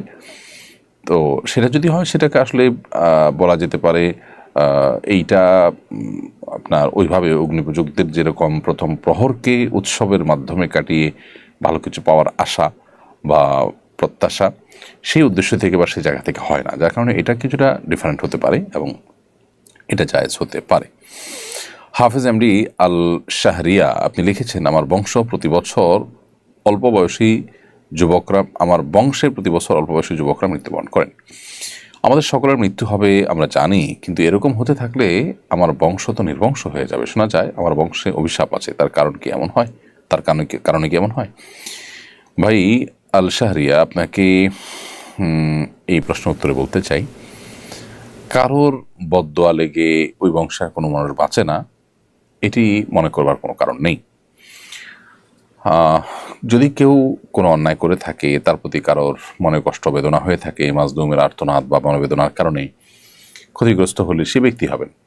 তার আগত বংশধররা কেউই টিকবে না, সবাই মারা যাবে ওই আগের কারোর বদদোয়ার কারণে, এমনটি হওয়ার কোনো কারণ নেই। কারণ আল্লাহ তাআলা কোরআনে কারিমে বেশ কয়েকটি জায়গায় একই কথা বলেছেন, তা হলো কারোর পাপের বোঝা অন্য কেউ বহন করবে না। সো আপনার বংশের কেউ একজন কোনো অন্যায় করেছেন, তার পাপের বোঝা পরবর্তীতে যারাই আসবেন ওই বংশে সবাই বহন করতে থাকবেন, এমনটি মনে করবার কোনো কারণ থাকতে পারে না। তবে এটি নিছক কাকতালীয় বিষয় হতে পারে। তারপর এখানে কোনো স্বাস্থ্যগত কোনো ব্যাপার থাকতে পারে, যেটার কারণে আপনার বংশে এই ধরনের অসুবিধা তৈরি হতে পারে। এমন কোনো খাবার বা এমন কোনো বিষয় আছে যেখান থেকে আসলে এই ধরনের দুর্ঘটনা ঘটছে। পারিবারিকভাবে দেখা যায় ক্যান্সার ইত্যাদি টেন্ডেন্সি থাকে, সেটা কারণে অনেক সময় ক্যান্সার আক্রান্ত হয় একটা ফ্যামিলিতে অনেক মানুষ। এরকম নানাবিধ স্বাস্থ্যগত হিস্ট্রিক্যাল কোনো ইস্যু থাকতে পারে, সেটা আপনারা চেক করতে পারেন, কিন্তু এটাকে বদদোয়া হিসাবে চালিয়ে দেওয়ার কোনো যৌক্তিক কারণ থাকতে পারে না। আমাদের বিয়ের বয়স 5 বছর, আমাদের 2 বছরের একটি সন্তান আছে, কিন্তু আমার স্ত্রীর প্রতি আমার কোনো আকর্ষণ বোধ হয় না। আমার স্ত্রীর কোনো দোষও নেই, সে যথেষ্ট ভালো মেয়ে। এই অবস্থায় আমার করণীয় কি? আমার সম্পর্ক অব্যাহত রাখা কি ঠিক হবে? দেখুন, এই ইস্যুতে আপনাকে সিদ্ধান্ত নেওয়ার আগে একটা দীর্ঘ সেশন নেওয়া উচিত, বা একাধিক দীর্ঘ সেশন নেওয়া উচিত ভালো প্রাজ্ঞ কোনো আলিমের কাছে, যেখানে আপনারা উভয়ে থাকবেন এবং আপনাদের উভয়ের সুবিধা অসুবিধাগুলো সব আলাপ আলোচনা করবেন। তারপর আপনাদেরকে সিদ্ধান্তে আসতে হবে। বিবাহ বিচ্ছেদ বা সম্পর্ক ইতি টানা, এই বিষয়টা এতই গুরুত্বপূর্ণ যে এটাকে আসলে সংক্ষিপ্ত কোনো প্রশ্নোত্তরের সেশনে প্রশ্ন দিয়ে 10-20 সেকেন্ডের কোনো রিপ্লাই পেয়ে আপনি তার উপর ভিত্তি করে সম্পর্ক ছেদ করে ফেলবেন, বিষয়টা সেরকম নয়। আপনার পারিপার্শ্বিক অবস্থা কি, আপনি একজ্যাক্ট কোন জায়গায় আছেন, সমস্যার জায়গাগুলো কি, সম্ভাবনার জায়গাগুলো কি, সেগুলো আপনাকে পর্যালোচনা করতে হবে, দেন আপনাকে ডিসিশনে আসতে হবে। যদি ব্যাপারটা এরকম হয় যে আপনার স্বাস্থ্যগত সমস্যা, তাহলে সেক্ষেত্রে আপনি চিকিৎসা করাতে পারেন। যদি হতে পারে আপনার মানসিক সমস্যা, সেক্ষেত্রে আপনি চিকিৎসা করাতে পারেন। ট্রিটমেন্ট অ্যাবল যদি না হয়, এদিকে আপনার স্ত্রী এভাবে চলতে থাকলে তার চরিত্র নষ্ট হওয়ার উপক্রম হয়, তাহলে সেক্ষেত্রে আপনাকে বিবাহ বিচ্ছেদের দিকে যেতে হতে পারে, তার চরিত্রকে হেফাজত করবার প্রয়োজনে। এই জন্য পরিস্থিতি কি আছে না আছে সেটি আলাপ আলোচনা করে তারপর আপনাকে সিদ্ধান্তে আসতে হবে। আমাদের ইসলামের সুন্নতে খাতনার বিধানটা কি? কেউ যদি নবমুসলিম হন, তার কি সুন্নতে খাতনা করতে হবে? খুব দরকারি একটি প্রশ্ন। সুন্নতে খাতনা ইসলামের অন্যতম একটি শিআর এবং নিদর্শন, মুসলমানিত্বের নিদর্শন হলো খাতনা করা, যেটাকে মুসলমানি করা বলি আমরা, চর্মছেদন করাও বলা হয়। তো এই মুসলমানি করা বা খাতনা যেটাকে বলা হয়, এই খাতনাটা বিভিন্ন নবী রাসূলদের যুগ যুগ ধরে আসা সকল নবী রাসূলদের সুন্নাত ছিল, এবং এটাকে নবী সাল্লাল্লাহু আলাইহি সাল্লাম বলেছেন মিন সুনানিল ফিতরা, প্রকৃতিগত সুন্নাত হলো কয়েকটি, এর ভিতরে একটা হলো খাতনা করা। বাচ্চা একটা নির্দিষ্ট বাচ্চা জন্মের পর, এমনকি ছেলের পাশাপাশি মেয়েদেরও খাতনা করার কথা হাদিসে আছে, এবং ফুকায়ে কেরাম অনেকেই মেয়েদেরও খাতনা করার বিধান এর কথা বলেছেন। অনেকে এটাকে ওয়াজিব বলেছেন, অনেকে সুন্নত বলেছেন। তবে উলামায়ে আহনাফ এবং বিশুদ্ধ মত অনুযায়ী আপনার এটি সুন্নাহ, কিন্তু সেটা হলো গুরুত্বপূর্ণ সুন্নাহ এবং ইসলামের নিদর্শন এই টাইপের সুন্নাহ। এই জন্য সুন্নাহটা পালন করা উচিত এবং এটা ছাড়া উচিত নয়। মেয়েদের খাতনার বিষয় হলো যে আরব অঞ্চলে যে সমস্ত মেয়েরা থেকে তাদের খাতনা করতে হয়, সাধারণত আমাদের এই অঞ্চলে মেয়েদের খাতনা করার প্রয়োজন হয় না। আল্লাহ তাআলা সৃষ্টিগতভাবে তাদেরকে এমনভাবে করেছেন তাদের ছোটবেলায় খাতনা করার প্রয়োজন হয়, বাট খাতনা এটা মৌলিকভাবে পুরুষদের উপরে প্রধানত বর্তায়, এবং খাতনা করাটা অনেক ইমামরা ওয়াজিব বলেছেন, অনেকে সুন্নাহ বলেছেন। হানাফি মাযহাব অনুযায়ী সুন্নাহ এবং গুরুত্বপূর্ণ সুন্নাহ। এই সুন্নাহ কাজটি যদি কেউ না করেন, তিনি অমুসলমান ছিলেন, খাতনা হয় নাই, পরে মুসলমান হয়েছেন, তিনি ডাক্তারদের সহযোগিতা পরামর্শ নিয়ে তিনি মুসলমান হওয়ার পরে খাতনা করার ব্যবস্থা করবেন, কারণ এটি অত্যন্ত গুরুত্বপূর্ণ। যদি কোনো কারণে অসম্ভব পর্যায়ের হয়, কোনো শারীরিক অসুবিধা এমন রকম থাকে যেটা করা যাবে না, তাহলে ভিন্ন কথা, অসুবিধা নেই। বাচ্চাদের খাতনা করার বয়স কি? বয়স শরীয়ত কোনো ফিক্স করে দেয় নাই, যত আগে আপনি করতে পারেন তত ভালো। আজকাল পৃথিবীর অনেক দেশে জন্মের সাথে সাথে খাতনা করায় দেয়, সৌদি আরবে জন্মের সাথে সাথে খাতনা করায় দেয়, তাতে বাচ্চা টেরি পায় না, কোনোভাবে আঁচই করতে পারে না। আমার বাচ্চা জন্ম হয়েছে সৌদি আরবে, সে একেবারে ছোট পিচ্ছি থাকতে খাতনা করাইছে, একটা আওয়াজ কান্নাটাও করে নাই, টেরি পায় না, এমন একটা অবস্থা। তো আমাদের দেশে দেখা যায়, অবশ্য আজকাল সময় পাল্টেছে, আমরা তো ছোটবেলায় দেখতাম যে বুড়া বুড়া হয়ে গেছে, 10 বছর 11 বছর হয়ে গেছে, এগুলো গ্রামে দৌড়ায় দৌড়ায় ধরে ধরে বাইন্দা বাইন্দা খাতনা করতো, ঠিক না? ঠিক ওই বেচারা চোখ টোক বেঁধে চোর ধরার মতো দৌড়ায় দৌড়ায় ধরে এনে এরপরে খাতনা করতো। না ভাই, এগুলোর দরকার নেই। যত ছোট থাকতে খাতনা করা যায় তত সহজ হয়। খাতনা শুধুমাত্র ধর্মীয় দৃষ্টিকোণ থেকে করতে হয় এমন কোনো আমল নয়, বরং খাতনা এটার শারীরিক অনেক উপকারিতা আছে। আপনার খাতনা করা হলে আপনার লজ্জাস্থানের ওখানে আপনার ইনফেকশন হওয়া, পেশাবের ইত্যাদি জমে থাকা, এগুলো থেকে মানুষ বাঁচতে পারে। বাচ্চাদের দেখবেন, যেসব বাচ্চাদের এখনও খাতনা করানো হয়নি, পেশাব করার পর দেখবেন যে তাদের লজ্জাস্থানের ওখানে, পুরুষাঙ্গের ওখানে পেশাব জমে থাকে, এবং এই পেশাবটা এই যে ফাঁকে ফাঁকে পেঁচে পেঁচে জমে থাকে, এটা স্বাস্থ্যের জন্য কোনো ভালো কিছু। কিন্তু খাতনা করা হলে সেটা আর হয় না। আরও নানাবিধ এর স্বাস্থ্যগত উপকারিতাও আছে, এজন্য খাতনা করতে হবে। এবং কোনো কারণে যদি কারোর খাতনা করা না হয়, ধরুন কেউ ইসলাম গ্রহণ করছে, বড় হয়েছে, কিন্তু এখন খাতনা করার কত পরিস্থিতি নাই শারীরিকভাবে কোনো কারণে, তাহলে কোনো অসুবিধা নাই, হয়ে যাবে তার ইসলাম গ্রহণটা সঠিক। আমি ইয়াসিন আরাফাত, আমার প্রশ্ন হলো, আমি আল্লাহর ভয় দিয়ে আমার অন্তরটাকে ভিজিয়ে রাখতে চাই, এমন কোনো আমল শিখিয়ে দিবেন যেটা করলে আল্লাহর ভয় আমার অন্তরে পয়দা হবে? মাশাআল্লাহ, সম্ভবত একজন তরুণ, একজন যুবকের প্রশ্ন, খুবই আশা জাগানিয়া প্রশ্ন, যে আল্লাহর ভয়, আল্লাহ রাব্বুল আলামিনের খৌফ, এটা দিয়ে অন্তরকে তিনি সবসময় জাগ্রত করে রাখতে চান, সমৃদ্ধ করে রাখতে চান। ভাইরা আমার, দুনিয়ার কোনো মানুষের ভয়, এটা আমাদেরকে তটস্থ করে, এটা আমাদেরকে সন্ত্রস্ত করে, এটা আমাদের মধ্যে ত্রাসের সৃষ্টি করে, এটা আমাদেরকে কষ্ট দেয়। একজন সন্ত্রাসী আপনাকে খুন করবে, একজন শত্রু আপনার ক্ষতি করবে, একজন ডাকাত আপনাকে হত্যা করতে পারে, এরকম যদি ভয় থাকে, তাহলে আপনার ভিতরে অস্থিরতা কাজ করবে, আপনার কষ্ট হবে, আপনার ঘুম হবে না, আপনার পেরেশানি হবে। ভাইরা আমার, আল্লাহর ভয় এমন একটি বিষয় যে আল্লাহর ভয় যদি আপনার অন্তরে চলে আসে, আল্লাহর শপথ করে বলছি, এর মতো উপভোগ্য, এর মতো অভাবনীয় তৃপ্তি এবং স্বাদ আল্লাহর জমিনে আর কিছুতে আপনি পাবেন না। আল্লাহর ভয় অন্তরে লালন করলে যে স্বাদ পাবেন, আল্লাহর ভয়ে সন্ত্রস্ত হয়ে যদি, আল্লাহর ভয়ে ভীত হয়ে যদি আপনি চোখের পানি ফেলেন, দেখবেন আপনার অন্তরটা বরং ভারমুক্ত হয়ে গেছে, আপনার অন্তরটা যখন বরং ফ্রেশ হয়ে গেছে। আর যদি আল্লাহর ভয় ছাড়া অন্য কোনো মানুষের ভয় আপনার চোখের পানি আসে, আপনি আরো অস্থির হবেন, আরো পেরেশান হবেন, আরো ডিপ্রেসড হবেন। এজন্য আল্লাহর ভয় দ্বারায় অন্তরকে যদি পরিপূর্ণ করতে পারেন কেউ, তাহলে তার দ্বারা কোনো পাপাচার হবে না, অন্যায় হবে না, অবিচার হবে না। তার অন্তরটা সজীব থাকবে, সতেজ থাকবে, তাজা থাকবে, আল্লাহমুখী থাকবে। এই অন্তর সম্পর্কে আল্লাহ বলেছেন, ইয়াউমা লা ইয়ানফাউ মালুন ওয়ালা বানুন ইল্লা মান আতাল্লাহা বিকলবিন সালিম। কিয়ামতের দিন কেউ সম্পদ নিয়ে, কেউ সন্তান নিয়ে, বাড়ি গাড়ি নিয়ে আল্লাহর কাছে হাজির হলে কোনো লাভ হবে না।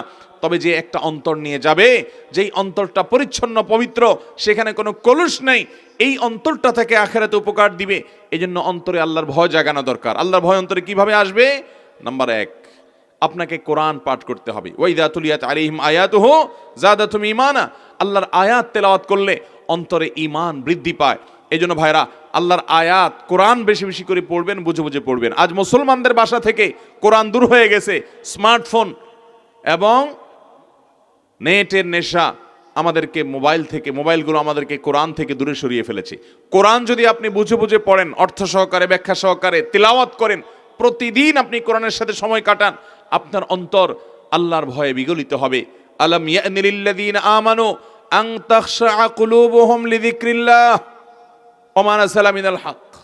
আল্লাহর পক্ষ থেকে যে হক এবং সত্য এসেছে, সেটার কারণে আল্লাহর ভয়ে অন্তরটা বিগলিত হওয়ার সময় কি এখনো আসে নাই ভাই? এই মোবাইল আর কতকাল ফেসবুক, ইউটিউব, টিকটক এবং এই সমস্ত জিনিসের মধ্যে আপনি বুঁদ হয়ে থাকবেন? ভাইরা আমার, জীবন গলে যাচ্ছে বরফের মতো করে, কতকাল হারিয়ে থাকবেন এগুলোর মধ্যে? আসুন আল্লাহর ভয়ে ভীত করি নিজেকে, আল্লাহর ভয়ে নিজেকে, অন্তরকে বিগলিত করি। সেজন্য কোরআন বুঝে বুঝে পড়বো তো ইনশাআল্লাহ। কোরআন বুঝে বুঝে পড়বেন। কোরআন পড়লে আল্লাহর ভয় অন্তরে জাগ্রত হবে। দ্বিতীয়ত, আল্লাহর নেককার এবং আল্লাহ ভীরু মানুষগুলোর সান্নিধ্যে থাকবেন। পৃথিবীর সব জায়গাতেই কম বেশি পাবেন। আপনি আপনার গ্রামে খোঁজ করেন, কিছু ভালো মানুষ পাবেন, তাহাজ্জুদের নামাজ পড়ে, কারোর কোনো ক্ষতি করে না, পারলে মানুষ উপকার করে, কোনো পাপাচার করে না, কোনো গুনাহ করে না, কোনো গালমন্দ করে না, এবং নিজে ভালো থাকার চেষ্টা করে। এরকম ভালো মানুষগুলোর সাথে মিশবেন, বন্ধুতা করবেন, তাদের সান্নিধ্যে বসবেন। আল্লাহ বলেছেন, ইয়া আইয়ুহাল্লাযীনা আমানুত্তাকুল্লাহ, ঈমানদাররা মুত্তাকি হও। কিভাবে হবে? ওয়াকুনু মা'আস সাদিকিন, সৎকর্মশীল মানুষদের সাথে থাকো। এজন্য আপনি যখন নেককার মানুষদের সাথে থাকবেন, আল্লাহ ভীরু মানুষদের সাথে থাকবেন, আপনার অন্তরে আল্লাহর ভয় পয়দা হবে। তৃতীয়ত, আপনি যখন এমন কোনো বিষয়ের নেশা ছেড়ে দিবেন যে বিষয়টি আপনাকে আল্লাহ থেকে দূরে সরায়। আমি প্রায়শই বলার চেষ্টা করি, স্মার্টফোন, যে কোনো অ্যান্ড্রয়েড হোক, আইফোন হোক, এ সমস্ত স্মার্টফোন, ট্যাব, কম্পিউটার ইত্যাদি, এগুলো, ফেসবুক, ইউটিউব ইত্যাদি, এগুলোর নেশা বেশিরভাগ মানুষকে আজ আল্লাহ থেকে দূরে সরিয়ে দিচ্ছে। এগুলোর ব্যবহার অনেকে ইসলামের নামে করছেন, কিন্তু সেগুলো এমনভাবে অনিয়ন্ত্রিতভাবে ব্যবহার করছেন যে আমাদের নামাজে মনোযোগ নাই কেন? Mobile phone. আমাদের কোনো কথা মনে থাকে না কেন? Mobile phone. আমরা ইবাদতে স্বাদ পাই না কেন? স্বাদ না পাওয়ার কারণ মোবাইল ফোনের এডিকশন। এই আসক্তি আমাদের শেষ করে দিচ্ছে। এটাকে নিয়ন্ত্রণ করতে হবে, লিমিটেড সময় ব্যবহার করতে হবে। কল আসলে ধরবেন, কল করা লাগলে করবেন। এছাড়া ফেসবুক ইত্যাদি টিপাটিপির জন্য নির্দিষ্ট সময় রাখবেন, এই সময়ের বাইরে আমি টিপাটিপি করব না। এরকম যদি আপনি নিজেকে নিয়ন্ত্রণ করতে পারেন, আল্লাহর ভয় দ্বারা আপনার অন্তরকে আপনি সমৃদ্ধ করতে পারবেন, বিগলিত করতে পারবেন। আর যদি এই সমস্ত নানামুখী দুনিয়া আর দুনিয়ার নানামুখী আয়োজন, চাকচিক্যের পিছনে নিজেকে এঙ্গেজ করে রাখেন, অন্তর কখনো আল্লাহ রাব্বুল আলামিনের ভয়ে বিগলিত হবে না। অতএব এই মোবাইল ফোনের আসক্তি থেকে বাঁচার জন্য সংগ্রাম করব তো ইনশাআল্লাহ। এর জন্য সংগ্রাম করতে হবে রীতিমতো। নিজের বিরুদ্ধে নিজে অপারেশন করার ডিসিশন নিতে হবে যে আমি আমার চরিত্রকে বাঁচাবার জন্য, আল্লাহ ভীরুতা, তাকওয়া ঢুকানোর জন্য, আমি মোবাইল ফোনের আসক্তি থেকে বাঁচার জন্য প্রতিজ্ঞা করব। এটাকে নিয়ন্ত্রিত ব্যবহার করবেন। আসর টু মাগরিব, 1 ঘন্টা সকাল, 1 ঘন্টা বিকাল, আপনি মন ভরে আপনি মোবাইল টিপাটিপি করেন। কিন্তু সারাদিন যখন খুশি তখন, শুইতে শুইতে, ঘুমাইতে ঘুমাইতে, টয়লেট থেকে বাইর হইতে, রাস্তায় হাঁটতে, বহু যুবক রাস্তা দেখা যায় 2 হাতে মোবাইল টিপতে টিপতে এমনভাবে হাঁটে যে সামনে কি পিলার আছে না গাড়ি আছে। প্রায় আমরা পত্রিকা খুললে দেখি যে মোবাইল টিপতে টিপতে অথবা কানে হেডফোন দিয়ে গান শুনতে শুনতে রেল লাইন পার হতে গিয়ে রেলের নিচে কাটা পড়ে শেষ হয়ে গেছে। প্রায় পত্রিকা দেখা যায়। ভাইরা আমার, দুনিয়া এবং আখেরাত দুইটা ধ্বংস করে দিচ্ছে স্মার্টফোন। অতএব মোবাইলের ব্যবহার নিয়ন্ত্রণ করলে আল্লাহর ভয় দ্বারা অন্তরকে বিগলিত করা যাবে। আল্লাহ তাআলা আমাদের সবাইকে আল্লাহর ভয়ের এই দৌলতটি দান করুন, বলুন আমিন।